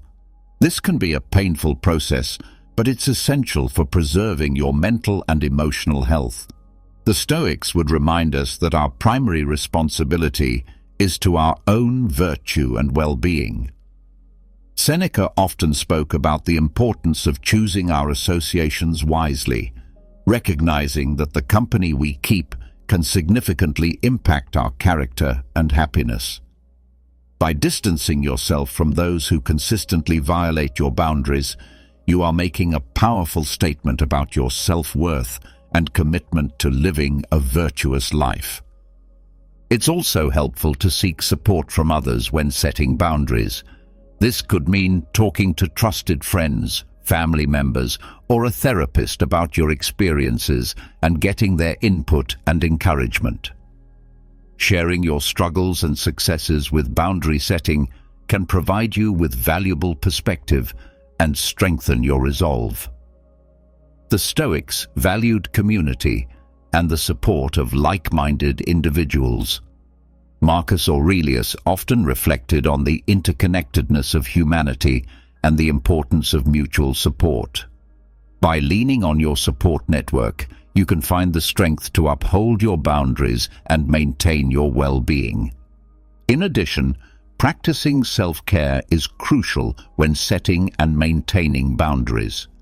This includes taking time for yourself, engaging in activities that bring you joy and relaxation, and nurturing your physical and mental health. The Stoics believed in the importance of self-care as a foundation for a virtuous life. Epictetus, for example, emphasized the need to care for our own well-being so that we can be of service to others and fulfill our responsibilities effectively. By prioritizing self-care, you reinforce the message that your well-being is important and deserving of protection. Remember that setting boundaries is a form of self-respect and self-love. It's about recognizing your own value and refusing to allow others to diminish it. The Stoics teach us that our worth is not determined by external factors, but by our own actions and integrity.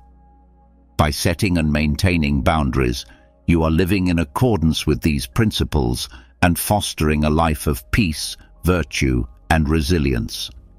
Your peace and integrity are worth protecting, no matter who tries to undermine them. Setting boundaries is not just a defense mechanism, it's a declaration of your self-worth and commitment to living a virtuous life. The journey of recognizing evil people and protecting yourself from their influence is ongoing, requiring constant vigilance and self-reflection. But armed with Stoic wisdom and practical strategies, you can navigate these challenges while maintaining your inner peace and living authentically according to your highest values. Have you ever noticed how certain people treat you differently the moment you stop being easy to control? But wait, what if I told you that when people can't control you, they don't just walk away? Instead, they switch strategies, guilt-tripping, spreading rumors, twisting your words, anything to make you doubt yourself. Yes, I'm talking about those subtle psychological games you don't even notice at first. While you think you're just living your life, they're quietly working to pull you back into their influence. Stoic philosophy teaches us that real power isn't about controlling others. It's about refusing to be controlled. But let me ask you, are you truly free, or are you still reacting to their tricks without realizing it? Maybe it's time to break free once and for all. Consider the story of Adam, a man who walked his own path. He never let others dictate his choices, and that made some people uneasy. At work, his boss couldn't intimidate him. In friendships, he never bent to manipulation. Even in family situations, he set boundaries that others found uncomfortable.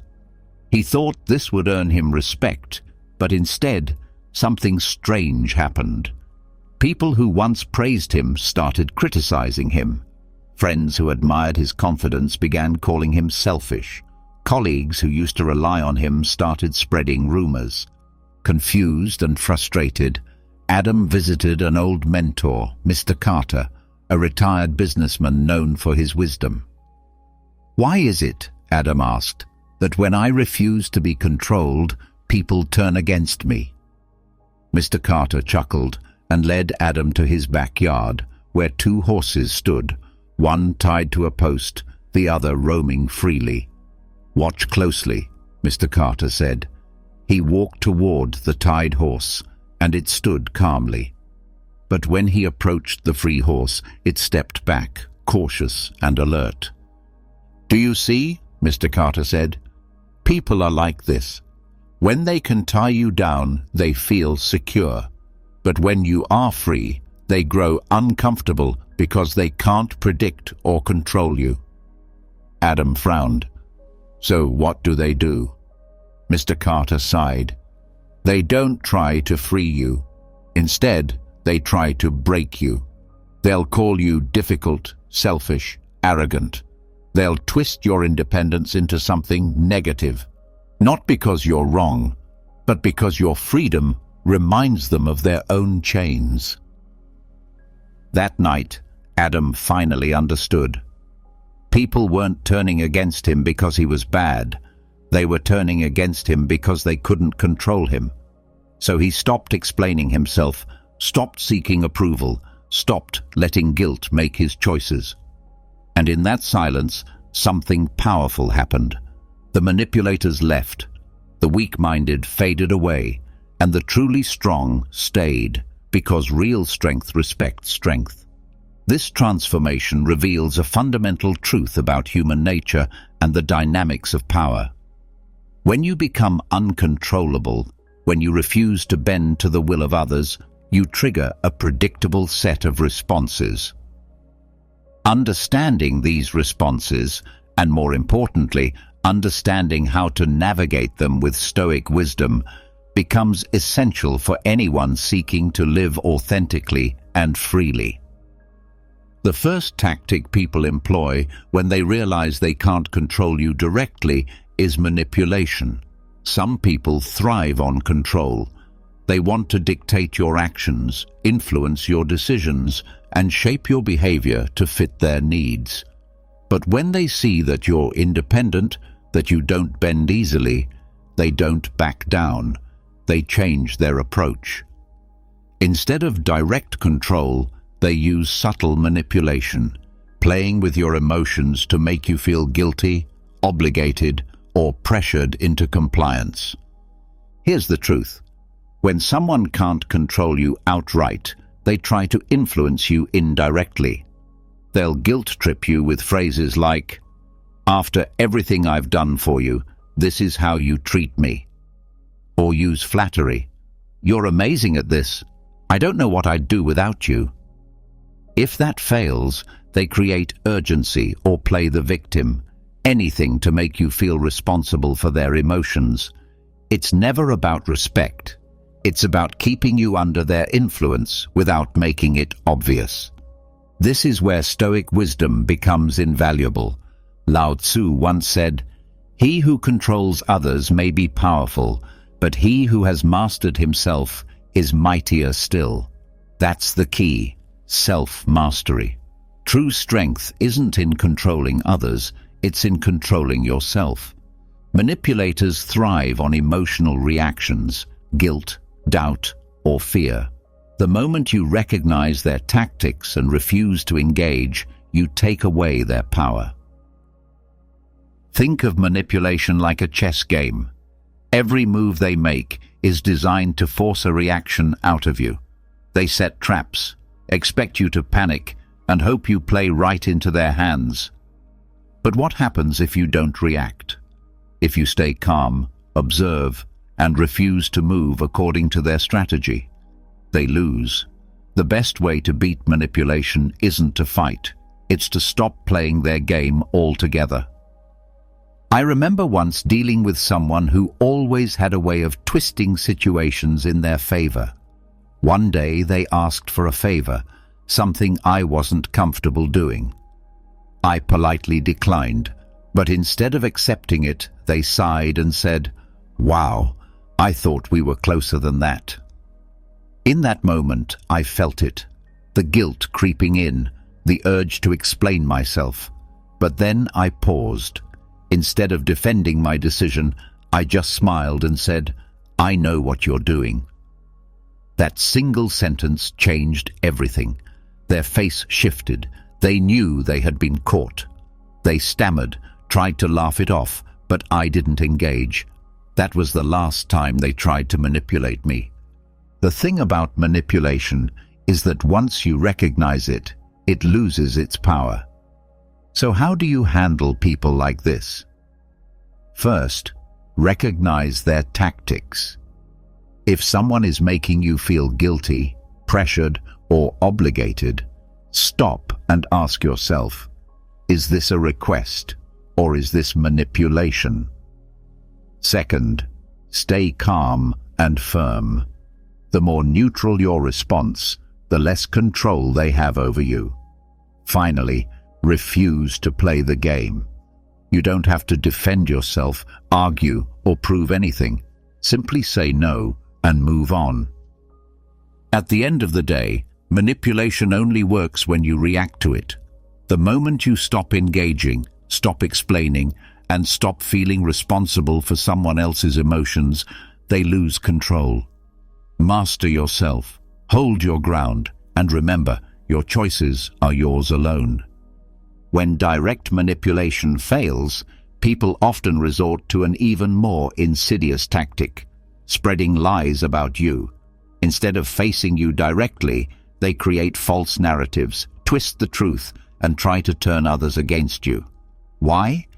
Because they know they can't manipulate you directly, so they attack your reputation instead. It's not about truth, it's about control. False narratives are a tool of the weak. When people don't have facts on their side, they resort to gossip, exaggerations, and outright lies. They want you to react, to defend yourself, to panic, because the moment you do, they win. They've pulled you into their game. But here's the truth. Real power lies in not reacting. Think of it like mudslinging. Imagine someone throwing mud at you. If you try to fight back, you'll only get dirtier.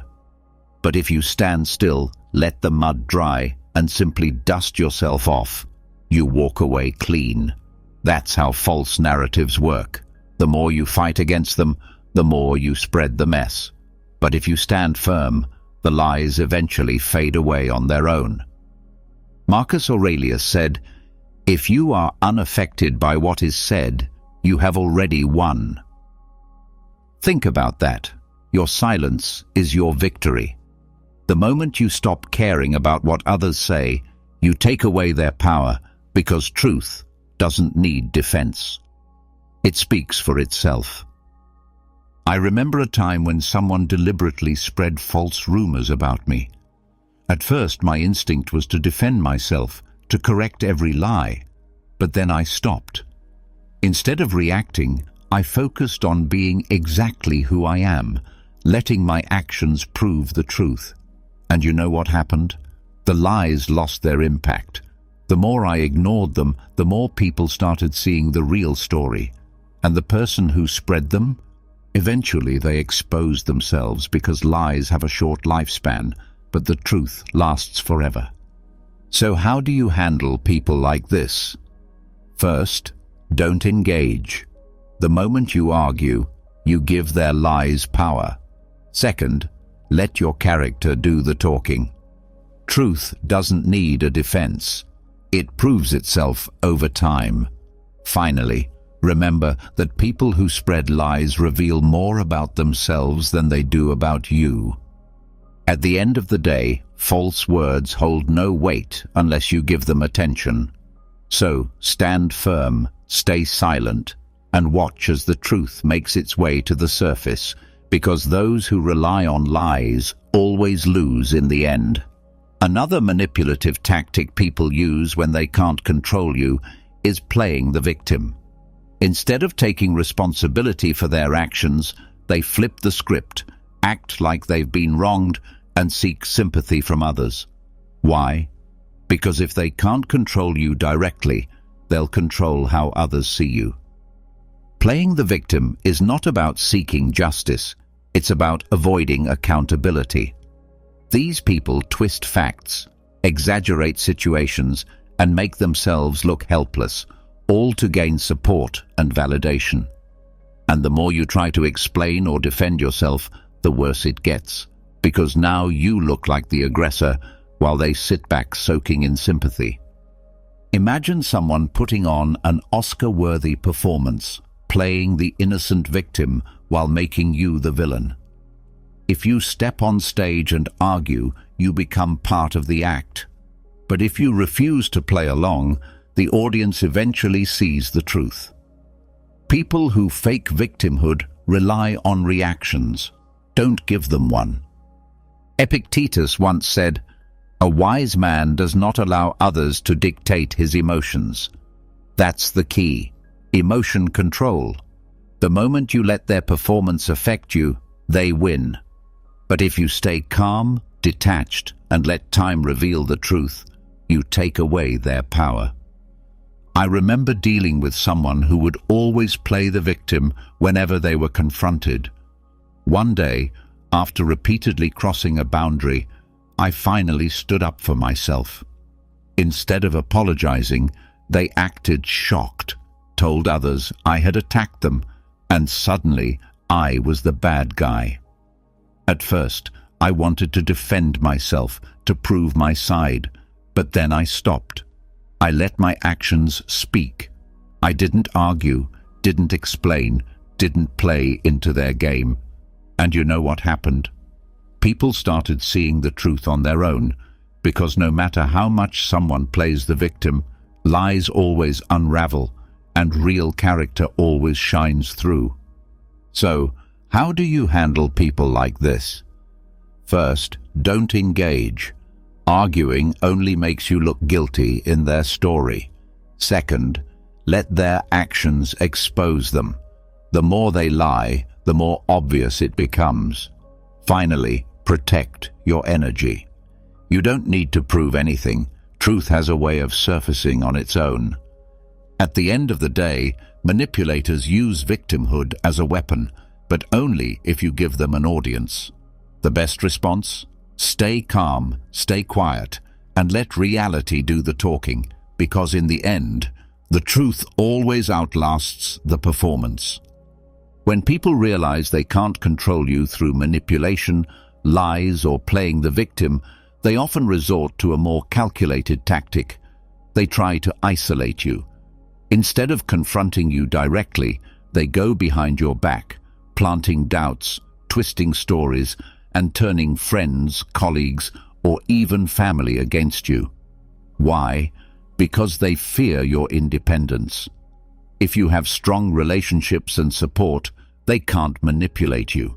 So their goal is simple: cut you off and make you feel alone. Isolation is a tactic of the weak. People who thrive on control can't stand when you think for yourself, so they spread rumors, create divisions, and subtly influence those around you. They want you to doubt who you can trust, question your worth, and ultimately become dependent on them. The more isolated you feel, the easier you are to control. Think of it like a wolf pack in the wild. Predators isolate their target from the pack before they strike. Why? Because a lone prey is easier to take down. Manipulators do the same thing. They don't attack when you're surrounded by strong allies. Instead, they create conflict, tension and misunderstandings to pull you away from those who support you. But once you recognize this, you can outsmart them. Seneca once said, "Associate only with those who improve you. Avoid those who would pull you down." That's the key. Surround yourself with people who strengthen you, not those who divide and manipulate. True friends and allies will see through the lies over time, and those who turn against you, they were never meant to stay. I once knew someone who slowly tried to turn people against me. It started small, subtle comments like, "I don't know if you can really trust them." Then came the exaggerations, the twisting of my words.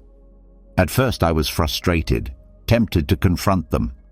But then I realized, the more I fought back, the more power I gave them.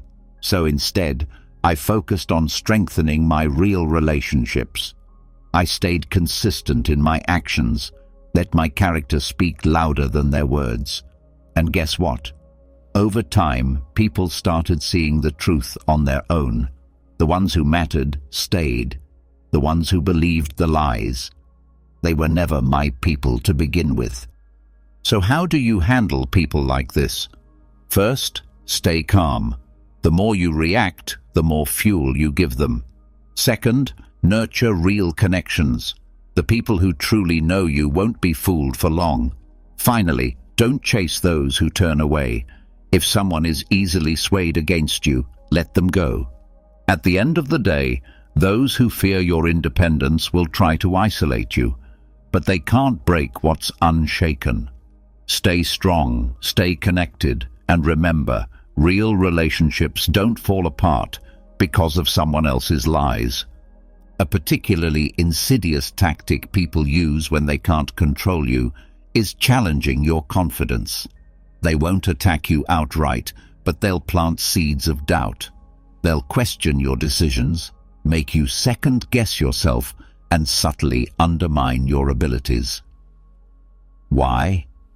Because if they can make you doubt yourself, they regain power over you. People who question your confidence aren't giving helpful advice or constructive criticism. They're testing your self-belief. They want you to hesitate, to seek their validation, to feel uncertain about your choices. Because the more unsure you are, the easier you are to influence. Think of it like a shaky bridge. Imagine you're walking across a bridge. It looks strong, but someone standing nearby keeps saying, "Are you sure that bridge can hold you? What if it collapses?" At first, you feel confident, but the more they talk, the more you start questioning yourself. Not because the bridge is weak, but because they made you doubt it. That's exactly how confidence works. Your judgment is solid, but manipulators shake it on purpose. The trick is to recognize what they're doing and keep walking. Epictetus once said, "A person's worth is not determined by external approval." True confidence doesn't come from others agreeing with you. It comes from trusting yourself. The moment you stop seeking validation and stand by your decisions, you become unshakable. I remember a time when someone constantly questioned my choices. Every time I made a decision, they'd raise an eyebrow. "Are you sure? That seems risky." At first, I explained myself. I tried to justify my decisions to prove I was right. But then I realized they weren't questioning me because they knew better. They were doing it to make me unsure. So one day, I stopped explaining. I simply said, "Yes, I'm sure." That was it. No justification, no debate. And you know what? They had nothing left to say, because confidence doesn't need to argue.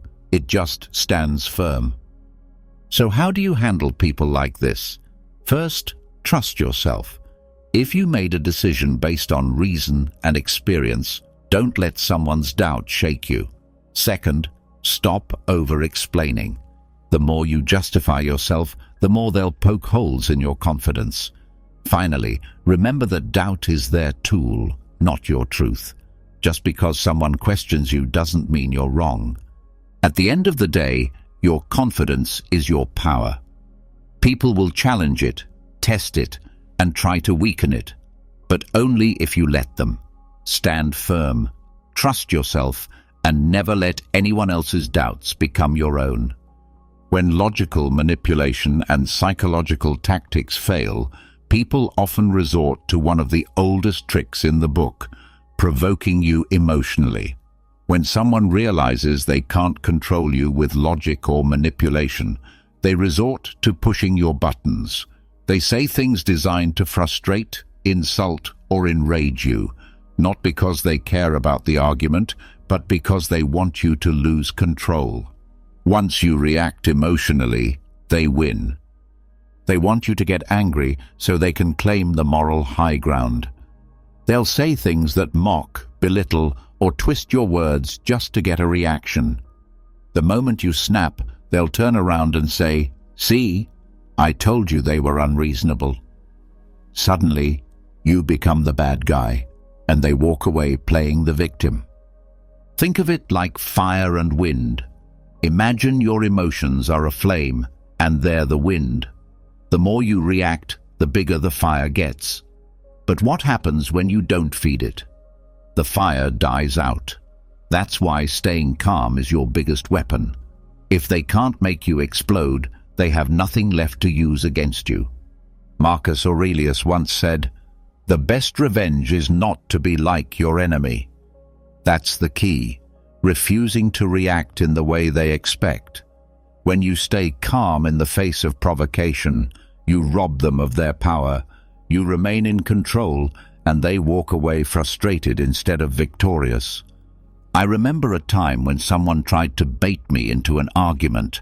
They threw insults, exaggerated things, and even brought up past mistakes just to get me emotional. I could feel the anger building, but instead of snapping, I just smiled and said, "Interesting perspective." Nothing else. No explanation, no defense. And you know what happened? They froze.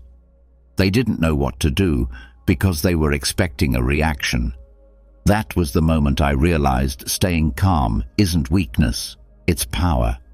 So how do you handle people like this? First, recognize the game. If someone is deliberately trying to provoke you, pause and ask yourself, do they actually want a conversation, or do they just want me to react? Second, control your response. If you feel emotions rising, take a breath before speaking. Finally, walk away from unnecessary battles. Not every argument is worth your energy, and some fights are won by simply not engaging. At the end of the day, your emotions belong to you. If someone tries to provoke you, stay calm, stay detached, and let them burn themselves out. Because in the end, the strongest person in the room is always the one who refuses to be controlled. When people can't defeat you through direct confrontation or manipulation, they sometimes resort to a tactic that's both frustrating and revealing. They start copying you. At first, it might seem like a coincidence. You make a bold move, they do something similar. You introduce a new idea, they suddenly act like they thought of it first. Then you realize they're not competing anymore. They're imitating. If they can't defeat you, they'll try to become you. Instead of finding their own path, they mimic yours, hoping to absorb your success without doing the work. But here's the catch. No matter how much they copy, they'll always be a step behind. Imitation may fool people for a while, but it can never replace originality. Think of it like a shadow versus the sun. A shadow moves when the light moves, but it can never create its own glow. That's what copying is, a lifeless imitation of something real. No matter how much they try to act like you, they can never replace the essence that makes you unique. Seneca once said, "Character, not imitation, defines a person." Your true value isn't in what you do, it's in who you are. Someone can copy your words, your style, even your ideas, but they can never copy your mind, your experience, or your authenticity. I remember someone who would copy almost everything I did. Every time I made progress, they followed the same steps. If I took on a new challenge, they'd suddenly be interested in the same thing. At first, it was frustrating. I felt like my work was being stolen. But then I realized something. The more they copied, the more obvious it became that they had nothing of their own. One day, I switched things up, changed my approach completely, and guess what? They had no idea what to do, because when you're always following, you're never leading. That's when I learned imitation is just proof that you're ahead. So how do you handle people like this? First, stop worrying about them. The fact that they're copying means they're already behind. Second, keep evolving. The more you grow, the harder it becomes for them to keep up. Finally, remember that imitation isn't flattery, it's a sign of insecurity. They copy because they lack the confidence to be themselves. At the end of the day, copies fade, but originality lasts forever. Keep being yourself, keep leading, and let the imitators struggle to keep up, because no one can replace what makes you unique. Perhaps the most insidious tactic of all is when people wait for you to fail. Some people don't support you, they just pretend to. They smile in your face, nod at your ambitions, and even say, "I'm happy for you." But deep down, they're waiting, not for you to rise, but for you to fall. Because your success challenges them, and if they can't beat you, they'd rather see you lose. Some people aren't cheering for you, they're keeping score. They don't clap because they believe in you. They clap because they're waiting for the moment you stumble. And when you do, they'll be the first to whisper, "I knew it." But here's where they fail, because real success doesn't depend on their approval. Think of it like a storm and a tree. A weak tree bends under strong winds, but a deeply rooted tree stands firm no matter how much the storm rages. The people hoping for your failure are like the wind. They make noise, they push against you, but they can't break you unless you let them. The stronger your foundation, the less their opinions matter. Epictetus once said, "Do not waste energy on those who hope for your downfall. Your focus should be on growth, not proving people wrong." Success isn't about proving anything to them. It's about becoming the best version of yourself. I once had someone in my life who acted supportive but always made small comments. "Are you sure this will work?" Or, I hope you make it, but let's see." At first I ignored it, but as time passed I realized they weren't rooting for me. They were waiting for me to mess up. And one time when I faced a setback, they were too quick to remind me. "See, I told you this wasn't easy." That's when I knew they never believed in me. They were just waiting for a moment to confirm their doubts. So I stopped explaining, stopped seeking validation, and focused on my journey. The result? I succeeded, and their silence spoke louder than their fake support ever did. So how do you handle people like this? First, recognize the signs.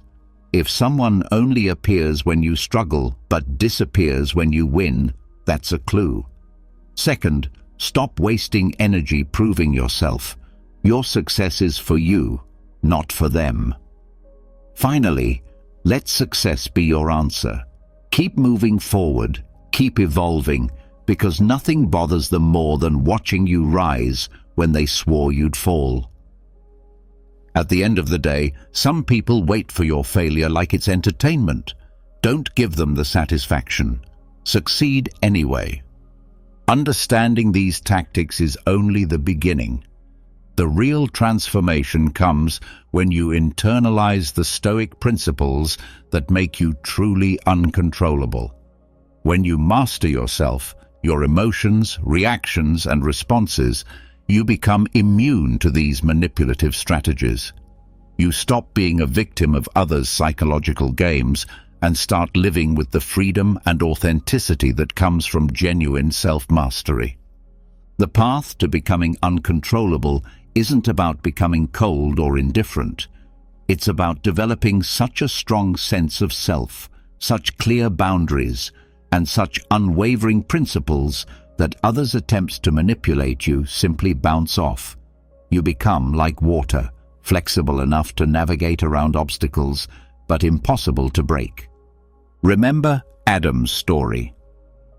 The moment he stopped explaining himself, stopped seeking approval, and stopped letting guilt dictate his choices, he discovered something profound. The manipulators left, the weak-minded faded away, and the truly strong remained. This is the natural result of becoming uncontrollable. You attract what you are and repel what you're not. The Stoics understood that freedom isn't given, it's taken. Every time you refuse to be manipulated, every time you stand firm in the face of provocation, every time you choose your response rather than react impulsively, you're claiming your freedom. You're declaring that your life belongs to you, not to those who would control it. This journey requires constant vigilance and continuous growth. The tactics others use will evolve, becoming more sophisticated as they realize their old methods don't work on you. But as you deepen your understanding of Stoic principles and strengthen your mental fortitude, you become increasingly immune to these attempts. The ultimate goal isn't to defeat others or to prove your superiority. It's to live authentically, according to your own values and principles, regardless of external pressures. When you achieve this state, you discover that being uncontrollable is not about power over others, it's about power over yourself. And that, as the ancient Stoics knew, is the only power that truly matters. What if I told you that the single most powerful force shaping your entire life isn't the money you make, the talent you have, or even the opportunities you get? It's something much deeper, something hidden that most people never fully grasp. It's your mind. Your thoughts have the power to build you up or tear you down, and in many ways, they determine your destiny. This isn't just a motivational mantra. It's an idea rooted in ancient Stoic philosophy. The Stoics believed that while we can't control what happens to us, we can absolutely control how we respond. And that makes all the difference. Today, we're diving into the secret of mental strength and how mastering your mind can transform every aspect of your life.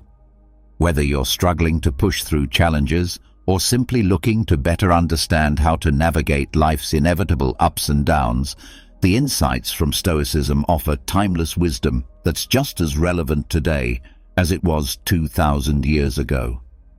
Mental toughness isn't just about grit or determination, it's about cultivating the right mindset, anchored in clear, powerful thoughts, so you can face any obstacle with confidence and clarity. And here's the truth. Some of you reading this right now might feel skeptical. You might think, is it really that simple? Can just changing my thoughts really change my life?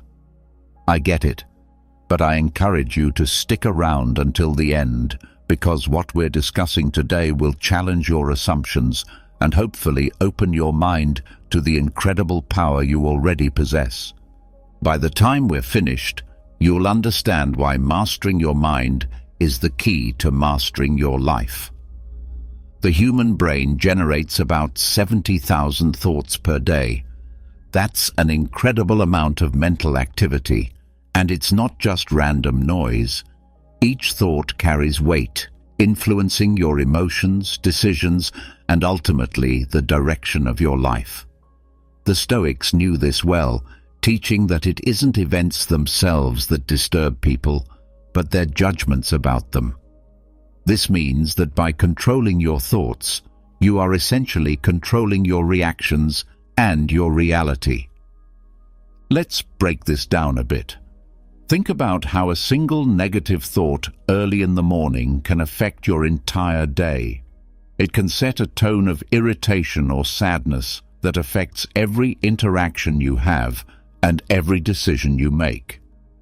The Stoics would suggest that we have the power to challenge and change that initial thought. For example, if you wake up feeling overwhelmed by the day ahead, instead of letting that feeling spiral, you can remind yourself that you have faced many tough days and survived.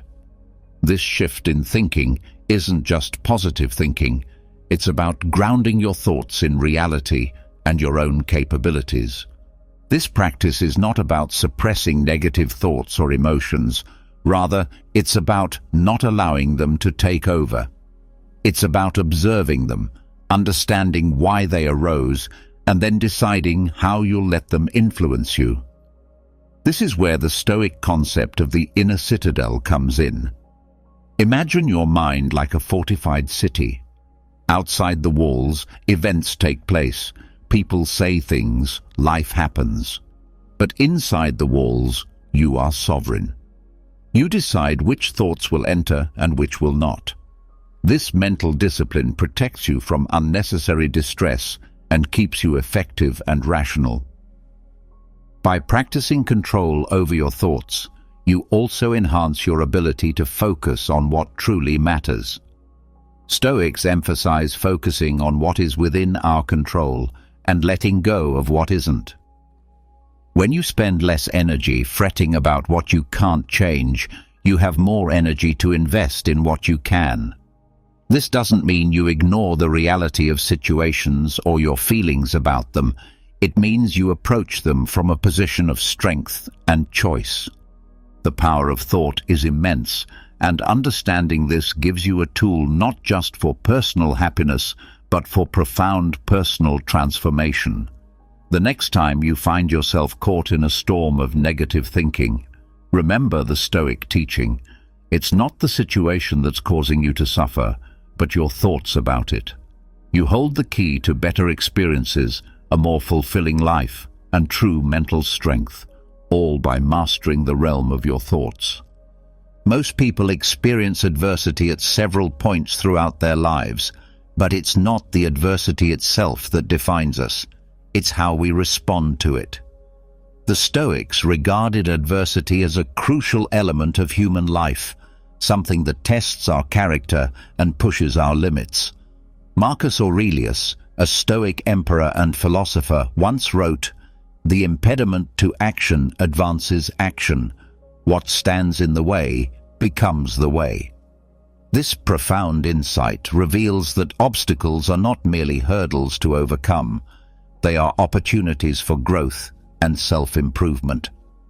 Embracing adversity is about shifting our perspective from seeing difficulties as roadblocks to viewing them as invaluable steps on the path to personal development. When faced with a challenge, whether it's a professional setback, personal loss, or even a global crisis, our natural instinct might be to retreat or lament our misfortune. However, adopting a Stoic mindset encourages us to ask ourselves, what can this experience teach me? This question transforms the nature of our experience, turning adversity into a classroom. This Stoic approach doesn't minimize the pain or difficulty of tough situations, but instead focuses on extracting value from them. Every challenge you encounter is a chance to practice virtues like patience, resilience, and courage. For instance, losing a job might initially seem like a devastating blow to your career, but it also offers the chance to reassess your path, discover new opportunities, or develop skills that you've been neglecting. Similarly, dealing with difficult people teaches you the virtues of patience and understanding, honing your ability to handle interpersonal conflicts more effectively.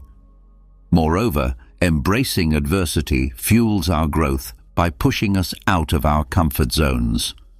It's comfortable to continue with our habitual patterns and routines, But growth often requires discomfort.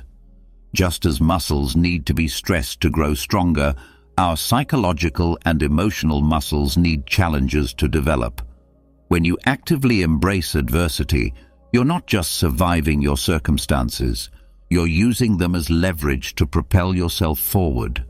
Stoicism teaches that we should not only accept the inevitability of adversity, but actively welcome it as a part of life that enhances our human experience. By doing so, we turn every obstacle into a tool, every setback into a setup for a comeback.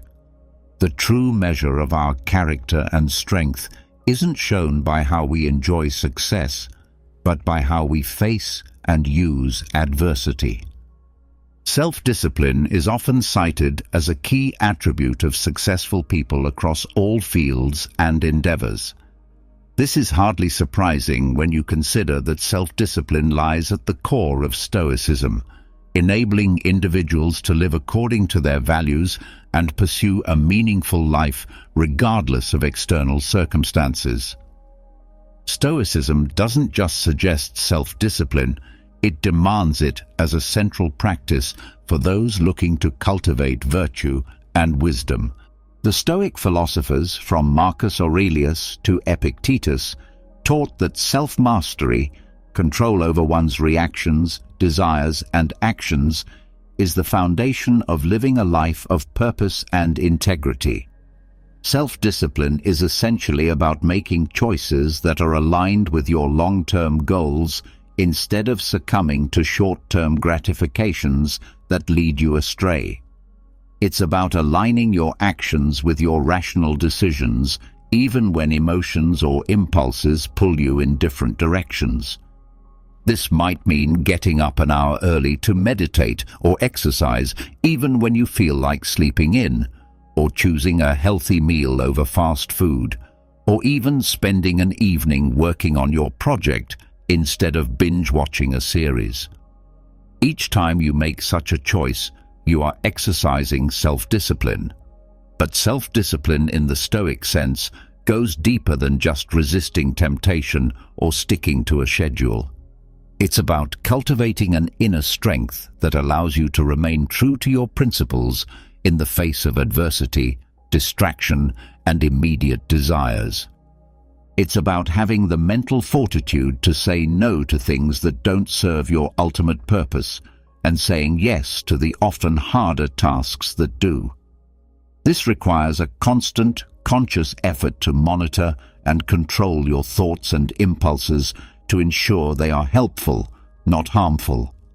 A key aspect of self-discipline is understanding that every small decision contributes to larger life outcomes. Stoics emphasize the importance of vigilance in everyday decisions, recognizing that habits formed in the small moments set the pattern for larger life choices.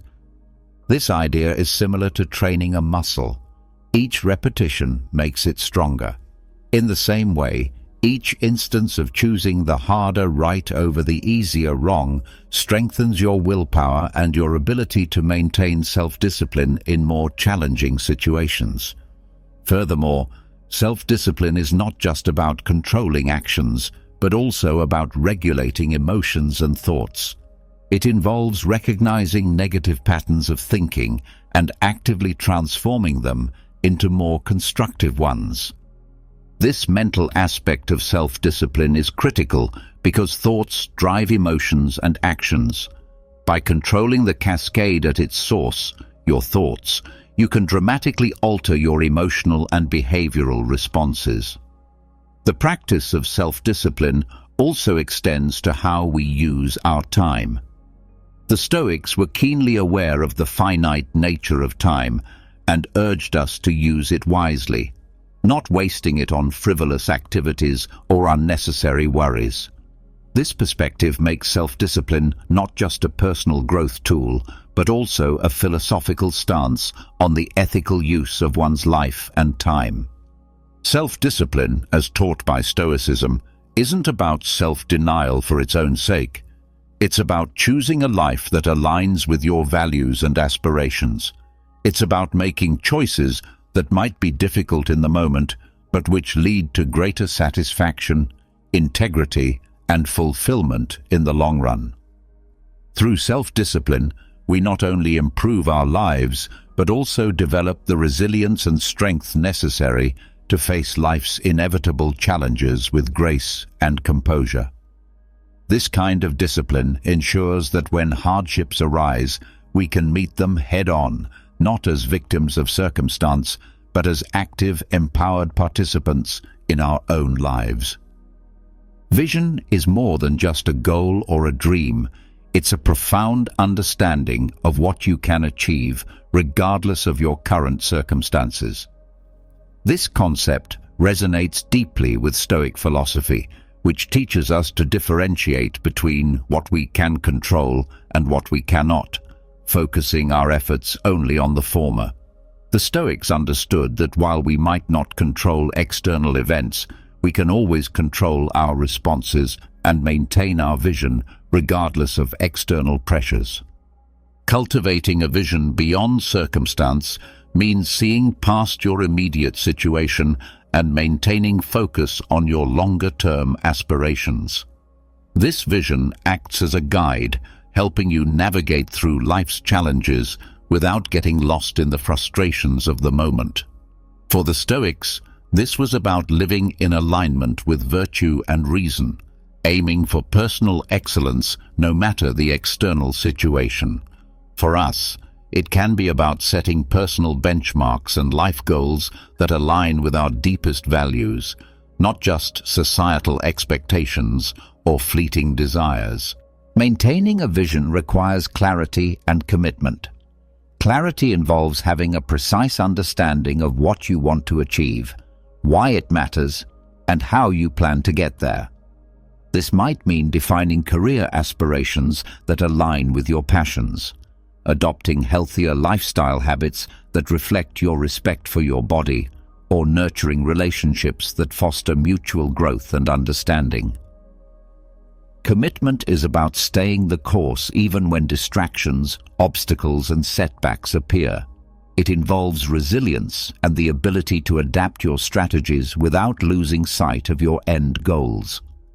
Moreover, cultivating a vision beyond circumstance also means being prepared to stand alone at times.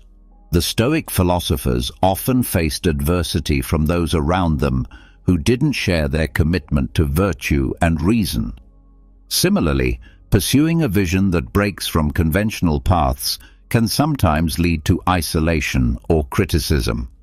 Here, the Stoic practice of emotional resilience is crucial, helping you to remain undeterred by others' opinions and focused on your inner compass.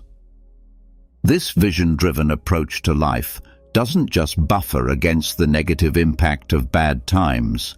It also enhances the good times by providing a sense of purpose and direction. Each step taken toward your vision adds a layer of meaning and satisfaction to your daily life, making even mundane tasks feel significant. This aligns with the Stoic ideal of purposeful living, where every action is part of a larger narrative of personal growth and contribution to the greater good. In practical terms, cultivating a vision beyond circumstance involves regular reflection and self-assessment. It means revisiting your goals to ensure they still resonate with your values and adjusting them as you grow and learn. It also involves cultivating a mindset of perseverance and flexibility, allowing you to keep pushing forward even when progress seems slow or invisible. Your vision is your roadmap through life. It's more than just a set of goals. It's a manifestation of your values, your dreams, and your character. By aligning your daily actions with this broader vision, you ensure that no matter what circumstances you face, you are building a life of meaning and purpose. This Stoic approach doesn't just help us to survive the challenges we face, it allows us to thrive, turning every obstacle into a stepping stone on the path to fulfilling our true potential. This is not just about enduring tough times. It's about using these experiences as catalysts for personal growth and resilience. This idea is central to Stoicism, which teaches that obstacles are opportunities in disguise. The Stoics believed that we develop our character and strength not during easy times, but through the challenges we face and overcome. This philosophical approach transforms the way we perceive adversity, encouraging us not only to endure but to thrive through difficulties. The first step in overcoming challenges with mental strength is to adopt a Stoic mindset. View each challenge as a test of your virtues, such as wisdom, justice, courage, and moderation. For example, a professional setback can be a test of your wisdom. Can you learn from this experience? It can also challenge your courage. Will you give up, or will you persevere? By reframing challenges in this way, you're not just passively enduring them, you're actively engaging with them, extracting valuable lessons and fortifying your character. Another key aspect is maintaining a sense of control over your responses. While we cannot control all external events, we can control how we respond to them. This sense of agency is empowering and is at the heart of Stoic philosophy.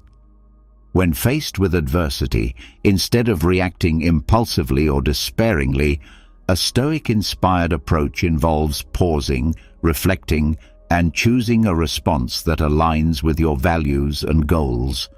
This might mean taking a deliberate break to gather your thoughts, seeking advice from trusted mentors, or simply choosing to remain optimistic and motivated despite the odds. Moreover, overcoming challenges with mental strength involves the practice of resilience. Resilience is not just about bouncing back, it's about growing stronger through adversity. This growth is similar to how muscles strengthen through repeated exertion and recovery. Each challenge you overcome not only tests your mental and emotional limits, but also expands them. You learn more about your capabilities, your limits, and how to push them responsibly. This learning and growth foster a deeper self-confidence, knowing that you have faced adversity before and emerged stronger. Practically, this means not shying away from challenges or wishing for an easier life, but embracing the tough parts as integral to your development. It's about making a conscious decision to stand firm in the face of adversity, using your Stoic principles as a guide.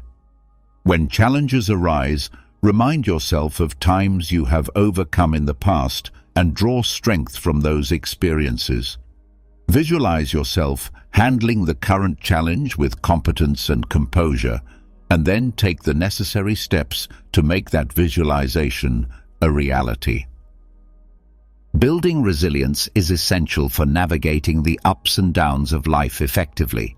It's not just about bouncing back from setbacks, it's about learning, growing, and becoming stronger from each experience. Stoicism offers a wealth of practical advice on developing resilience, emphasizing the importance of perception, action, and will. The Stoics teach us that it's not the events themselves that upset us, but our judgments about those events. This insight is foundational for building resilience. To start, one practical tip for building resilience is to work on reframing your perceptions. When you encounter a challenge, try to view it through a lens of growth and opportunity. Ask yourself, what can I learn from this situation? Or, how can this make me stronger? This doesn't mean ignoring your emotions or pretending everything is fine. Instead, it's about acknowledging your feelings, choosing to focus on the aspects of the situation that you can control and that contribute to your growth. Another key strategy is to maintain a routine that supports your mental and physical health. The Stoics were big proponents of living in harmony with nature, which included taking care of the body and mind. Regular exercise, A healthy diet and sufficient sleep are not just good for physical health. They also enhance your psychological resilience by reducing stress, improving mood, and increasing energy levels. Additionally, incorporating daily or weekly practices like meditation, journaling, or reading philosophy can help maintain a calm and focused mind, preparing you for whatever challenges may arise. Furthermore, building resilience involves setting clear and achievable goals. This practice keeps you motivated and moving forward even when obstacles appear. Goals give you a sense of purpose and direction, acting as a compass during times of confusion or distress. They break down overwhelming challenges into manageable steps, making it easier to see progress and maintain hope. A Stoic might suggest setting goals around virtues you want to develop, like patience, courage, or wisdom, rather than external outcomes, ensuring that your goals contribute to personal growth and are within your control. Engaging with a supportive community is also crucial for building resilience. Stoicism teaches the importance of mutual support and empathy within the community. Surround yourself with people who uplift and encourage you, who can provide advice and perspective when you're struggling. This network can be a source of strength and resilience, reminding you that you're not alone in your journey. Sharing your experiences with others and listening to theirs can provide comfort, insights, and new strategies for dealing with life's challenges. Lastly, practicing gratitude is a powerful tool for resilience. By focusing on what you are thankful for, you shift your attention away from what you lack or what has gone wrong. This shift can dramatically improve your mental state, reducing anxiety and depression and enhancing well-being. Each day, take a moment to reflect on a few things you are grateful for, whether it's a sunny day, a good friend, or a lesson learned from a recent challenge. This habit aligns well with Stoic practices, as it encourages you to value and appreciate the good in your life, even during tough times. The journey of mastering your mind through Stoic principles is not a destination, but a continuous process of growth and refinement. Every day presents new opportunities to practice these timeless teachings, to strengthen your mental fortitude, and to align your actions with your deepest values. The beauty of Stoic philosophy lies not in its complexity, but in its practical simplicity. The recognition that while we cannot control the world around us, we have complete dominion over our responses to it. As you continue to develop your mental strength, remember that setbacks are not failures, but opportunities for deeper learning. Each challenge you face becomes a teacher, each obstacle a chance to practice virtue, and each difficult moment a step toward greater resilience. The Stoics understood that the path to wisdom and strength is not paved with comfort and ease, but with the conscious choice to respond to life's trials with courage, wisdom, and integrity. Your thoughts truly are the architects of your destiny. By taking conscious control of your mental landscape, by choosing your responses rather than simply reacting, and by maintaining a vision that transcends immediate circumstances, you tap into a power that can transform not just your own life, but potentially inspire and uplift others around you. This is the legacy of Stoic philosophy. Not just personal improvement, but the cultivation of character that contributes to the greater good. The ancient Stoics faced wars, political upheaval, personal losses, and all manner of adversity, yet they found ways to maintain their philosophical center and live according to their principles. Their example shows us that mental strength is not about avoiding difficulties, but about meeting them with the right mindset. It's about understanding that every experience, pleasant or unpleasant, offers something valuable if we approach it with the right perspective. As you move forward on this journey of mental mastery, carry with you the knowledge that you possess within yourself all the tools necessary for a life of purpose, resilience, and fulfillment. The external world will continue to present its challenges, but you now have the philosophical framework to meet them with strength and wisdom. Your mind, properly trained and disciplined according to Stoic principles, becomes your greatest ally in creating the life you envision and deserve. Remember, every challenge is not just a barrier, but a pathway to deeper strength and wisdom.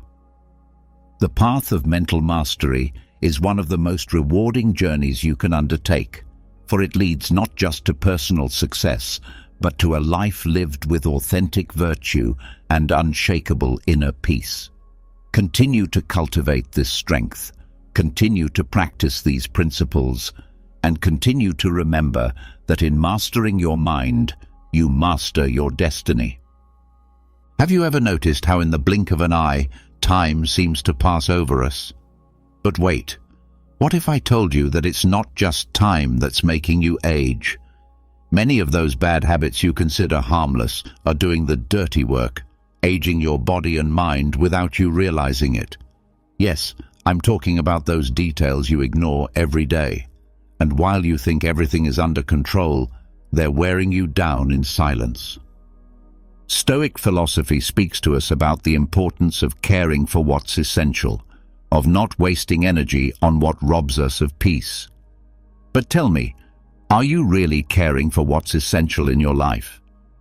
Perhaps it's time to stop sabotaging ourselves, ready to discover which habits you need to eradicate today. Don't miss the last one because it will leave you speechless.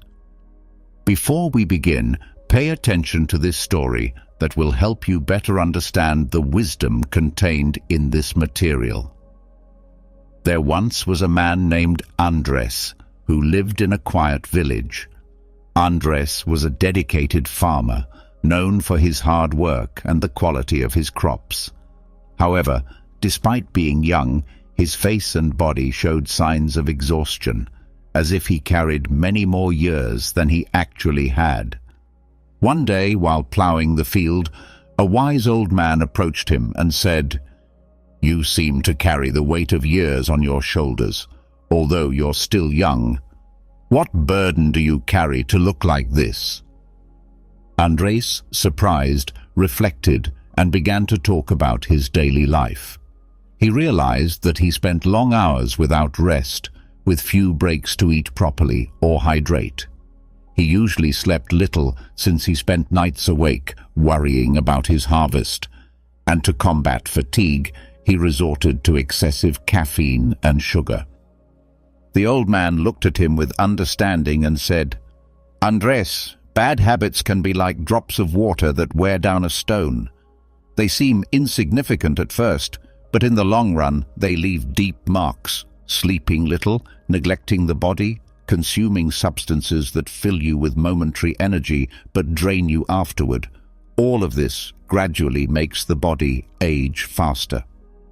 Intrigued, Andres asked, "And how can I change that?" The wise man smiled and gave him advice. "Listen to your body and care for it as you would care for your crops. Sleeping well, nourishing yourself with what truly feeds you, giving the body the rest it needs, these are habits that, if you cultivate them, will return energy and freshness to you." From that day on, Andres began to adopt small changes in his life. He started sleeping what was necessary, hydrating himself, and reducing the consumption of stimulants. Over time, his friends and neighbors noticed a change in him. His eyes regained their brightness, his skin looked healthier, and his mood improved. The lesson Andres learned was clear. Small habits that seem harmless can make the body and soul wither if we don't pay attention to them. And just as a plant needs constant care, our body also needs to be tended to flourish and stay strong. The moral of this story is that sometimes what we believe are simple, harmless customs can wear us down in silence. Taking care of our habits is ultimately taking care of our life and well-being. Have you ever wondered why coffee seems to have universal value in the working world? It's because most of us live with the idea that sleeping less than 8 hours is a sign of productivity and ambition. Ah, the glorious culture of insomnia. But here comes the bombshell. That lack of sleep is not only harming your health, but also aging you faster than a forgotten banana on the table. Let's break this down. During the night, your body enters a repair mode. It's as if you had a small team of builders working on constructing an improved version of yourself. While you sleep, tissues are repaired, cells are revitalized, and if you've had a tough day, that wonderful team is there to fix the damage. So, if you decide to cut the workday short for those builders, don't be surprised if upon waking you find a couple of new wrinkles, bags under the eyes that could house a small cat, and skin that could rival an old deflated balloon. The reality is that sleeping less than 8 hours intensifies these problems. Lack of sleep negatively affects circulation, something like trying to throw a party at home without enough space for everyone to enter. It's not a good plan, and the result is the same: chaos and discomfort. Now, how did we get to this point? Well, beyond your toxic relationship with the alarm clock, there are habits that sneak into your life like a cat in a cardboard box. Let's talk about them. Spending the night watching series until the sun rises, checking your phone every minute because clearly the latest meme is more important than your health, and consuming caffeine as if there were no tomorrow. All these behaviors group together in a delicious recipe that could bear the title, How to Become a Premature Zombie. So what to do to combat this journey toward premature antiquity? First, establish a routine. Your body loves regularity, so try to go to bed and wake up at the same time every day. It's not a math exam, you're simply giving yourself a break. Additionally, create a conducive environment. Darkness is your best friend. Close those curtains and turn off the lights.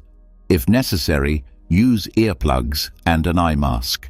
Your room should be a sanctuary of peace, not a circus. Don't forget to disconnect. That bright screen won't let you sleep well.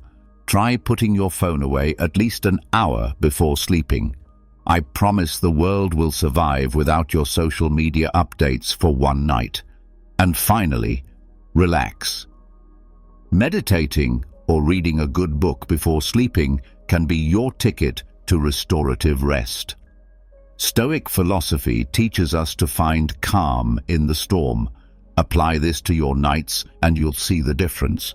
So the next time you feel pride in those sleepless nights, remember that your body is filing a formal complaint and that you're accelerating your aging process. Take care of yourself because there's no reset button in this game called life. And if everything else fails, take note of what I'm going to tell you, my friend. Wisdom isn't measured in work hours, but in hours of restorative sleep. Give your body the rest it deserves, and you'll see how it thanks you. Have you ever felt like a circus juggler trying to keep in the air a bunch of balls representing your daily abilities? Stress has become that inescapable companion of our modern life, like the aroma of coffee in the mornings or phone notifications at 3 a.m. But did you know that this stress, besides making us wrinkle our forehead, is wrinkling our skin? Yes, that cortisol your body produces to face daily challenges isn't exactly an ally in your fight against aging. Let's talk a bit about stress hormones. Cortisol, epinephrine, and adrenaline are like those friends who are always there in difficult moments. Useful, but let's be honest, a bit toxic if they stay too long. These hormones help regulate blood pressure and fight infections. But surprise, They're also responsible for accelerating aging. That's right. Excess cortisol can make your skin lose elasticity and leave you with that "I haven't slept in a week" look. Now, don't let me scare you, but daily stress isn't just about bad decisions in choosing TV series to binge watch instead of going to bed. There are habits that, without you realizing it, are playing against you, like that friend who always arrives late and makes you lose time. Maybe you feel tempted to eat that chocolate ice cream every time you face a problem, or to avoid going out to exercise because, of course, the sofa is so cozy. These are examples of bad habits that make you age faster. So what's the solution? The answer is closer than you think. Meditation. Yes, that practice that seems reserved for Tibetan monks and that we often think has no place in our busy lives. Meditation and mindfulness are disciplines that can be integrated into your daily routine without costing you an arm and a leg. You don't need a monastery or a meditation cloak to start, just a few minutes a day. Imagine sitting in a quiet corner of your house, like a small oasis in the middle of chaos. With each inhalation, you absorb calm. With each exhalation, you release stress. There are simple exercises you can do at home, like focusing on your breathing or visualizing a place that makes you feel at peace. This not only helps reduce cortisol levels, but also gives you a clearer perspective on your problems. And who knows, maybe you'll discover that ice cream isn't the solution, and that a walk in the park can be more rejuvenating. Speaking of rejuvenation, don't forget that the Stoics also teach us to face adversity with serenity and strength. So instead of letting yourself be carried away by stress, adopt a Stoic attitude. Accept that life will bring challenges, but you also have the tools to handle them. Stress can be a formidable enemy, but it doesn't have to win the battle. By controlling your exposure to stressful factors and adopting practices like meditation, you'll not only reduce cortisol levels in your body, but also gain mental clarity and well-being. Remember, life is like a chess game. Sometimes the best thing you can do is stop, breathe, and think about your next move. The next time you feel stress is winning, take a deep breath and remember, as Epictetus said, "Calm is the refuge of the wise." Have you ever thought about what tobacco really does to your skin? If you're thinking it's just a small pleasure, let me be the voice of reason, or the voice of smoke if you prefer. Smoking isn't just a habit that stains teeth and gives a particular aroma to your breath. It's also a cunning thief that steals youth from your skin. That's right. Tobacco becomes that enemy you don't even realize you have until it's too late. And here we are, ready to break down this matter with a bit of sarcasm and a good dose of reflection. Smoking is like inviting a group of Stoics to your birthday party and watching them take all the gifts. You might ask, what do Stoics have to do with this? Well, imagine these ancient philosophers were the guardians of your skin. They defended the importance of living according to reason and nature, and what's natural about inhaling smoke and exhaling life. Tobacco not only reduces the amount of oxygen and nutrients your skin needs to look radiant, but it also activates some mischievous enzymes that compromise the elasticity of your face. It's as if your skin was screaming, "Help! Where is my collagen?" But wait, that's not all. The toxins in smoke interfere with cellular oxygenation. Can you imagine your skin being in a constant struggle to breathe? It's like trying to run a marathon with a plastic bag over your head. The lack of oxygen affects tissue regeneration, making your skin look more tired and aged. If you're one of those who think these small pleasures don't affect your appearance, think twice. Each puff of smoke is like a thief who sneaks into your house, stealing your youth and leaving visible signs of aging in their wake. What a great party! So what's the solution? apart from considering a radical change in your lifestyle. Yes, quitting smoking is a good idea, but there are other strategies you can incorporate. First, think about the power of hydration. Keeping your skin well hydrated is essential. Imagine your skin is like a plant. If you don't water it, it will wither. So why not fill your life with water and eliminate that pernicious smoke? It's also crucial to adopt healthy lifestyle habits. Eating fresh fruits and vegetables full of antioxidants can be like a shield against those invisible enemies that tobacco leaves in its wake. And of course, there's exercise, which not only improves your circulation, but is also an excellent means of releasing stress. At the end of the day, the choice is yours.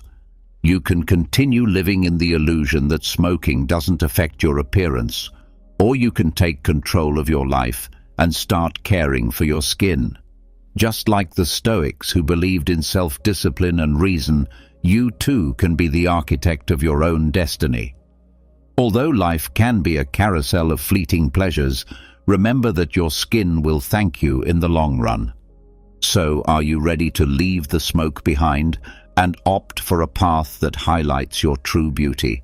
As Brian Tracy well says, youth is a gift from nature, but aging is a masterpiece of life.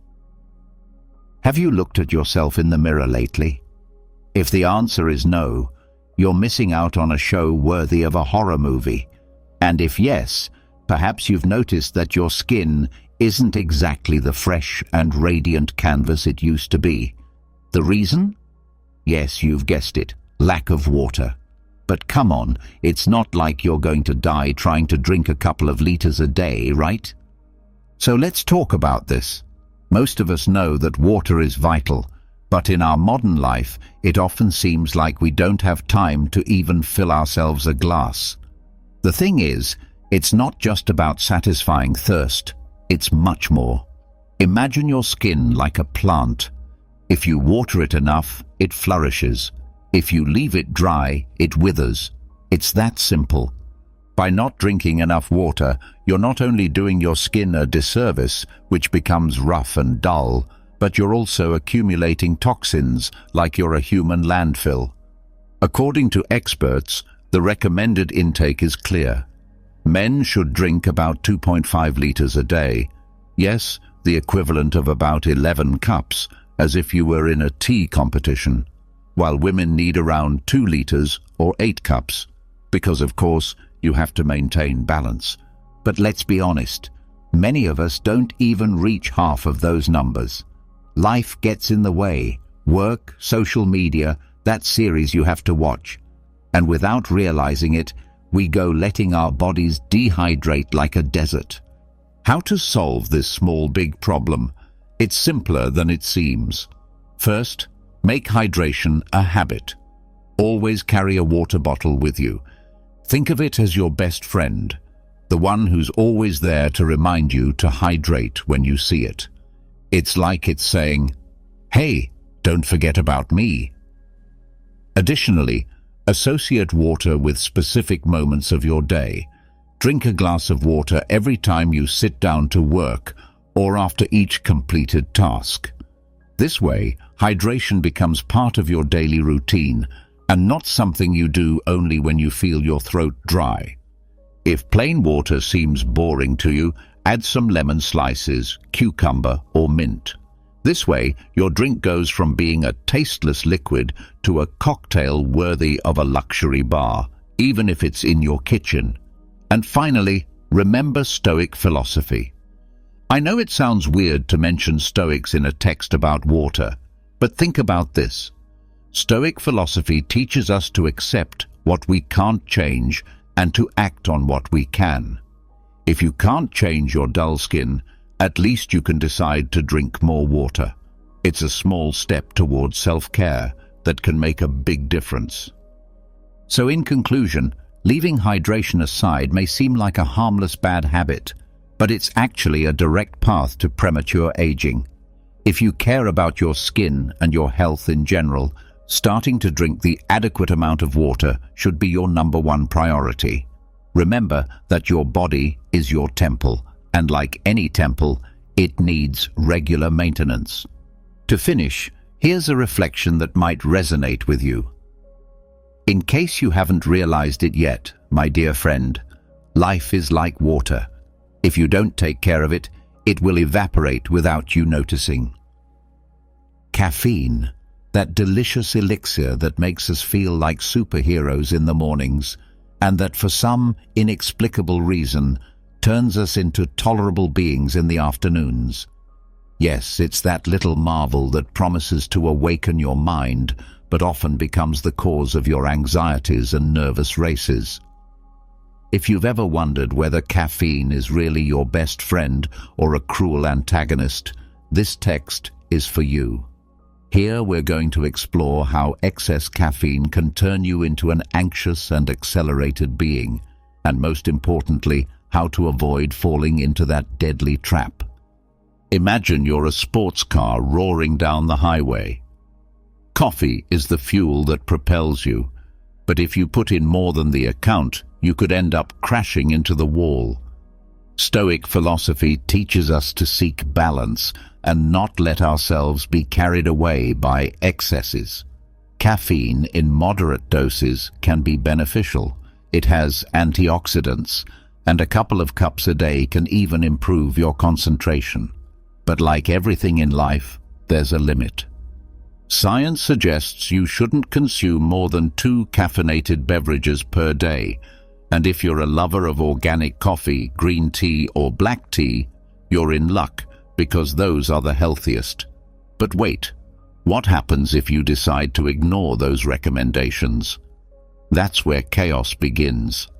Caffeine can accelerate your nervous system like you're a hamster running on its wheel. And it's in those moments that you realize your heart is beating at an alarming speed, and anxiety looms like an unwelcome guest. But don't worry, dear reader, not all is lost. Here are some solutions that will help you navigate the turbulent waters of caffeine. First, set a limit. 2 cups, not 1 more. You can think of it as if you were a stoic resisting the temptation of an ephemeral pleasure for the sake of your long-term well-being.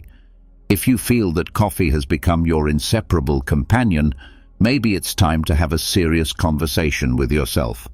Also, keep in mind the 6-hour rule. Avoid consuming caffeine at least 6 hours before going to bed. It's simple, powerful advice. Sometimes what you really need isn't more coffee, but a good book, a walk in the fresh air, or even a little meditation. Practicing this can help you regain calm and get rid of the anxiety that caffeine can generate. Finally, if you find yourself in the vortex of caffeine, consider changing some of your drinks to caffeine-free options. You might at first feel like something's missing, like you've abandoned an old friend, but as the old saying goes, sometimes you have to let go to be able to move forward. Caffeine can be your ally or your worst enemy, depending on how you decide to play your cards. Learning to consume it in moderation will allow you to enjoy its benefits without suffering its side effects. Remember, like the Stoics, balance is the key. So the next time you feel tempted to have a coffee marathon, think about your future self and ask yourself if it's really worth it. As Marcus Aurelius well defended, true power isn't in what you consume, but in what you decide to leave aside. Have you noticed that the sofa is starting to be your best friend?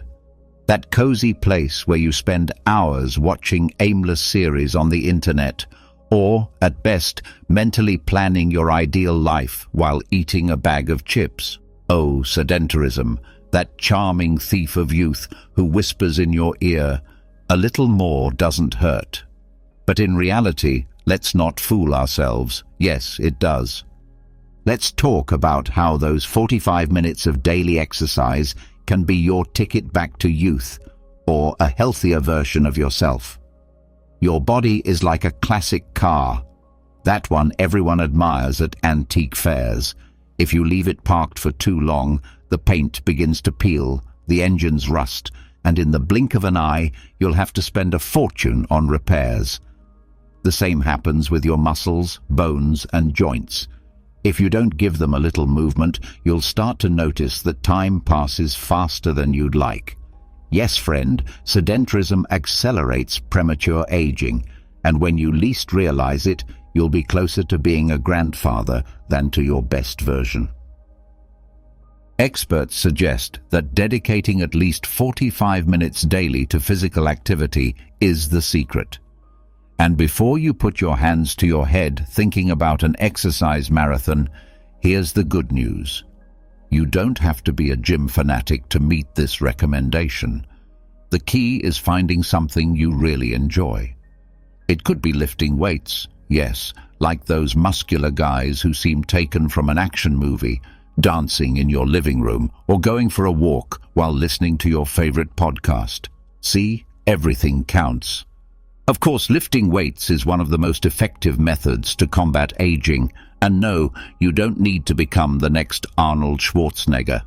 Just with a pair of dumbbells or a little body resistance, you can start noticing significant changes. Remember, it's about challenging your body, not torturing it. Stoic philosophy teaches us that control and discipline are essential for a full life. So why not apply that to your daily routine? If you find an exercise you really enjoy, those 45 minutes will become a small oasis of happiness in your day. If you're still not convinced, think about the cost of not acting. A sedentary lifestyle not only reduces your life expectancy, but also increases the chances of suffering cardiovascular diseases. Did you know that the heart is like the engine of that classic car? If you don't take care of it, it could leave you stranded on the road sooner than later. A few simple minutes of physical activity can make the difference. So the next time you think about that extra hour of series, remember that your body needs that care in the form of movement. Less than 45 minutes a day doesn't sound so scary, right? Think of it as an act of love toward yourself. So get up, stretch those legs, and give your body the exercise it deserves. After all, being sedentary is a sure way to reach old age without having lived completely. Engrave this fire in your memory. Taking care of your body is the first step to living a full life. If you don't do it, someone else will, but not in the way you'd like. Have you ever stopped to think about what a sweet really means? Because let's be honest, sugar can seem like the best friend of our taste buds, but in the long run, it becomes that annoying acquaintance who stays at the party too long. The thing is, life is too short to let a handful of candies ruin your skin, your health, and of course, your future as the younger version of yourself. So, let's talk about sugar abuse. A topic as sweet as it is bitter. Sugar, that white powder we all love, has earned its reputation as a villain in the health world. Did you know that sugar abuse can cause inflammation and acne? Yes, it's not just an urban myth. Those pimples that appear out of nowhere can be the result of that donut you devoured without thinking. But wait, there's more. Sugar doesn't just affect your skin. It's also a master of disguise. It binds to the collagen and elastin proteins in your skin through a process called glycation. As a result, your skin loses elasticity, and guess what? Wrinkles appear. Happy early birthday. And if all this weren't enough for you to reflect on your habits, here comes the most serious part. Sugar is one of the main culprits of cardiovascular diseases and high cholesterol. If you thought cholesterol was just a term doctors used to scare you, think again. Abusing sugar doesn't just affect your skin, it also puts your heart at risk, that noble muscle that pumps blood and emotions through your body. Now, don't misunderstand me. I'm not here to make you feel guilty about every piece of cake you've eaten in recent years. Instead, let's talk about solutions. Limiting sugar in coffee or soft drinks may seem like a good first step, but here's the trick. Sugar is camouflaged in many other products you consume daily. From sauces to processed foods, sugar sneaks everywhere using names like sucrose, fructose, or even syrups. It's like a food ninja waiting to attack you from behind. So, what can you do? First, become a food detective. Read labels and discover where sugar hides. Take inventory of your kitchen and say goodbye to those products that contribute nothing more than an excess of sweetness. Experiment with natural alternatives like stevia or coconut sugar. Your skin and heart will thank you. Additionally, adopt some of the teachings of Stoic philosophy. Think about what you really need and what is simply a whim. Moderation, friends, is the key.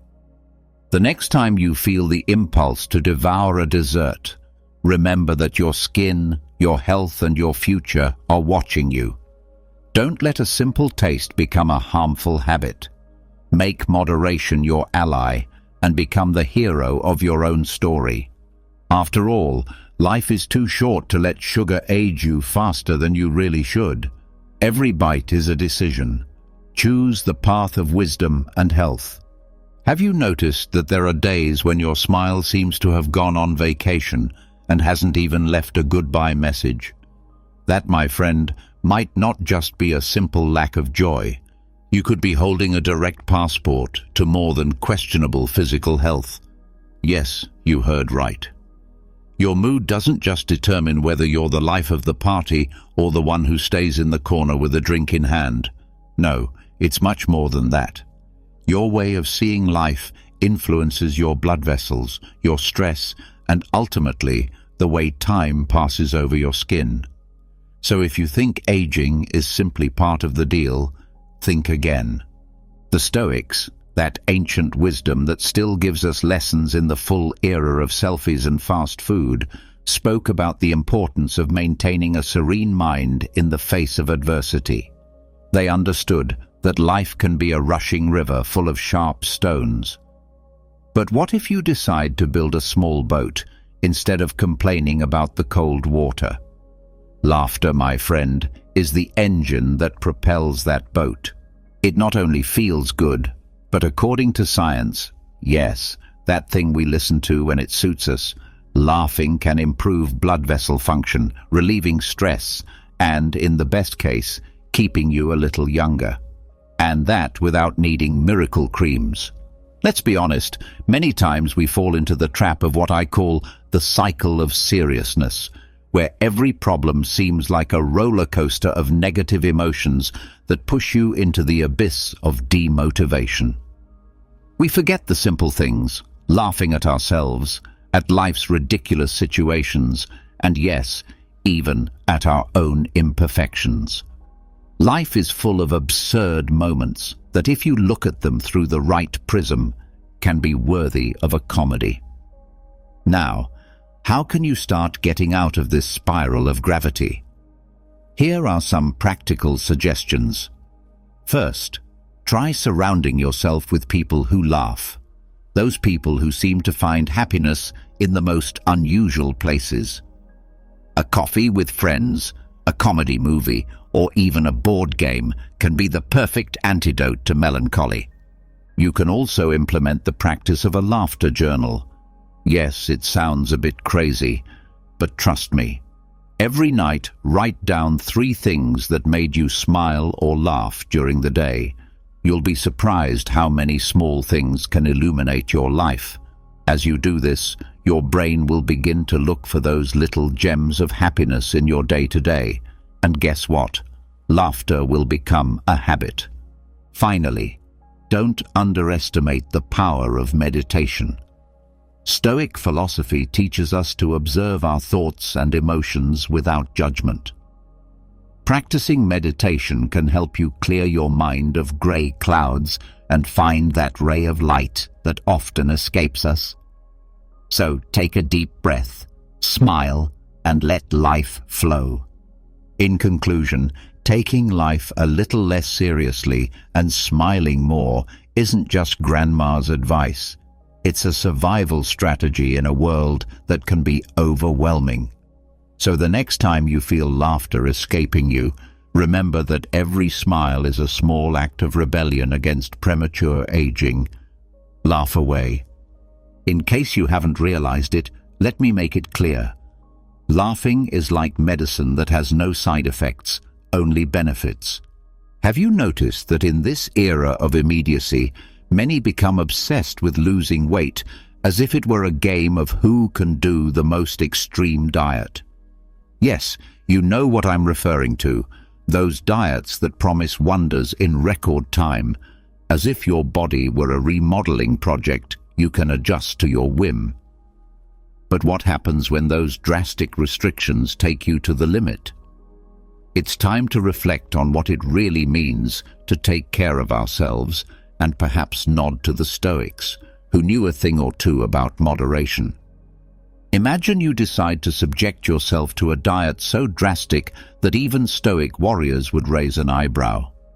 Intermittent fasting, forbidden foods, a nutrient that's been talked about so much it seems like a modern god. Sounds attractive, right? However, while your mind dreams of being the next Instagram star, your body screams in silence. The truth is that subjecting yourself to these extreme diets can take your organism to a state of shock. And no, it's not the kind of shock you get when you see your before and after photo, but one that could leave you with premature aging, as if you'd taken a time trip direct to your 60s. Now let's talk about what really happens to your skin when you decide to lose weight fast and furious. You're also inviting the loss of elasticity in your epidermis. Yes, that skin that used to adapt to your shape like a glove to your hand now feels like a deflated balloon. Have you seen those balloons that after being full of air are left wrinkled and flaccid? Well, that's how your skin will be if you don't give it the necessary time to adapt. The dilemma is clear. On one hand, you want to look spectacular for your best friend's birthday party, but on the other, you don't want to look like you've lived in a desert for 10 years. So, what's the solution? Well, Stoic philosophy teaches us that moderation and self-care are key. Instead of falling into the trap of drastic diets, you could opt for a more balanced approach. Imagine that instead of eliminating food groups, you decide to adopt mindful eating, where you listen to your body and give it what it really needs. You can afford the luxury of enjoying a delicious piece of chocolate, but also a fresh salad full of nutrients. The idea is to find balance, a dance between what you want and what you need. A simple exercise is keeping a food diary where you note not only what you eat, but how you feel after each meal. You'll be surprised to discover how certain foods can influence your mood and energy. Over time, you'll learn to make more informed decisions, avoiding the craziness that only leads to more craziness. The next time you feel pressure to lose weight quickly and effectively, remember that your body isn't a rapid production machine. It's a temple that deserves to be treated with love and respect. Moderation, as the Stoics would say, is the key to a full and healthy life. Forget about extreme diets that only lead to wear and tear. At the end of the day, what really matters is how you feel in your own skin, not the number the scale shows. My friend, don't let them fool you for one simple reason. True well-being is built with patience and love, not with fad diets. Have you ever wondered why people only remember to use sunscreen when they're about to turn into a shrimp on the seashore? The reality is that the sun doesn't take vacations. Even though you're in the shade enjoying your coffee, those ultraviolet rays sneak in like an uninvited friend to the party. So, for the love of all that is good, why don't you do yourself a favor and start using sunscreen daily? It's like life insurance for your skin, only you don't have to pay monthly fees or deal with bureaucracy. Let's get to the point. Solar radiation isn't limited to summer vacations. It's there lurking every time you go out on the street. According to Stoic philosophy, you could say the sun is like those adversities of life that you can't avoid. But unlike Stoic wisdom that teaches us to accept the inevitable, you can take action to protect yourself from the damage the sun can cause you. By using sunscreen of at least SPF 30 every day, even on cloudy days, you're arming yourself against premature aging. It's like carrying an umbrella on a cloudy day. Maybe it won't rain, but if it does, you'll be prepared. Think of it as your own armor. The Stoics believed that virtue was the key to a full life, so why not be virtuous with your skin? Making sun protection a daily habit isn't just an act of self-care, it's an investment in your future. If you don't do it, you could end up watching how your skin wrinkles like a raisin and ages faster than your friends who for some reason seem to have the elixir of youth. Do you really want to be that friend everyone looks at with pity at reunions? Now, it's not just about applying a little sunscreen and continuing with your life. It's an art, a practice you should integrate into your daily routine. Apply sunscreen every morning as if you were brushing your teeth. You'd be surprised how many people ignore this simple step. And don't forget to reapply frequently because sunscreen loses effectiveness over time. So if you don't want to become a croissant, make sure to reapply every 2 hours, especially if you're at the beach, exercising, or sweating like a chicken on a summer day. Also, not all sunscreens are the same. It's important that you choose one you like, and that doesn't leave your skin greasier than a cheeseburger. There are light options, and even ones with a touch of color that will make you feel good and look better. And of course, don't keep information just for yourself. Talking with friends and family about the importance of sunscreen could save more than one from a future full of unwanted wrinkles and freckles. Stopping using sunscreen only when you go to the beach isn't just a bad habit. It's like stopping eating vegetables because you prefer French fries. Your skin deserves more than that. So become the hero of your own story. Protect your skin and prevent damage before it's too late. Remember, in life, you have to make smart decisions, and using sunscreen is one of the best. As a true Hollywood star would tell you, skin is your first dress. Protect it with style. So when do we start taking care of that skin? Do you remember that feeling of freedom when you decide to ignore medical checkups? As if by not going to your appointment, you're somehow mocking the system. Those papers full of strange terms no one understands. And that nurse who always smiles at you like she's in a kindness contest. But what if I told you that that freedom is actually a cage? A golden cage, perhaps, but a cage nonetheless. The truth is that medical checkups aren't just another annoyance on the to-do list. They're a lifeline we often ignore. According to recent university studies this very year, those checkups can detect pathologies in 90% of people. Yes, 90%. If this doesn't sound like a weighty argument for making a medical appointment, maybe you should check your sense of logic. So how often should you go to your medical checkups? The answer is as simple as following a menu in a restaurant. Up to age 40, you should get a checkup every 4.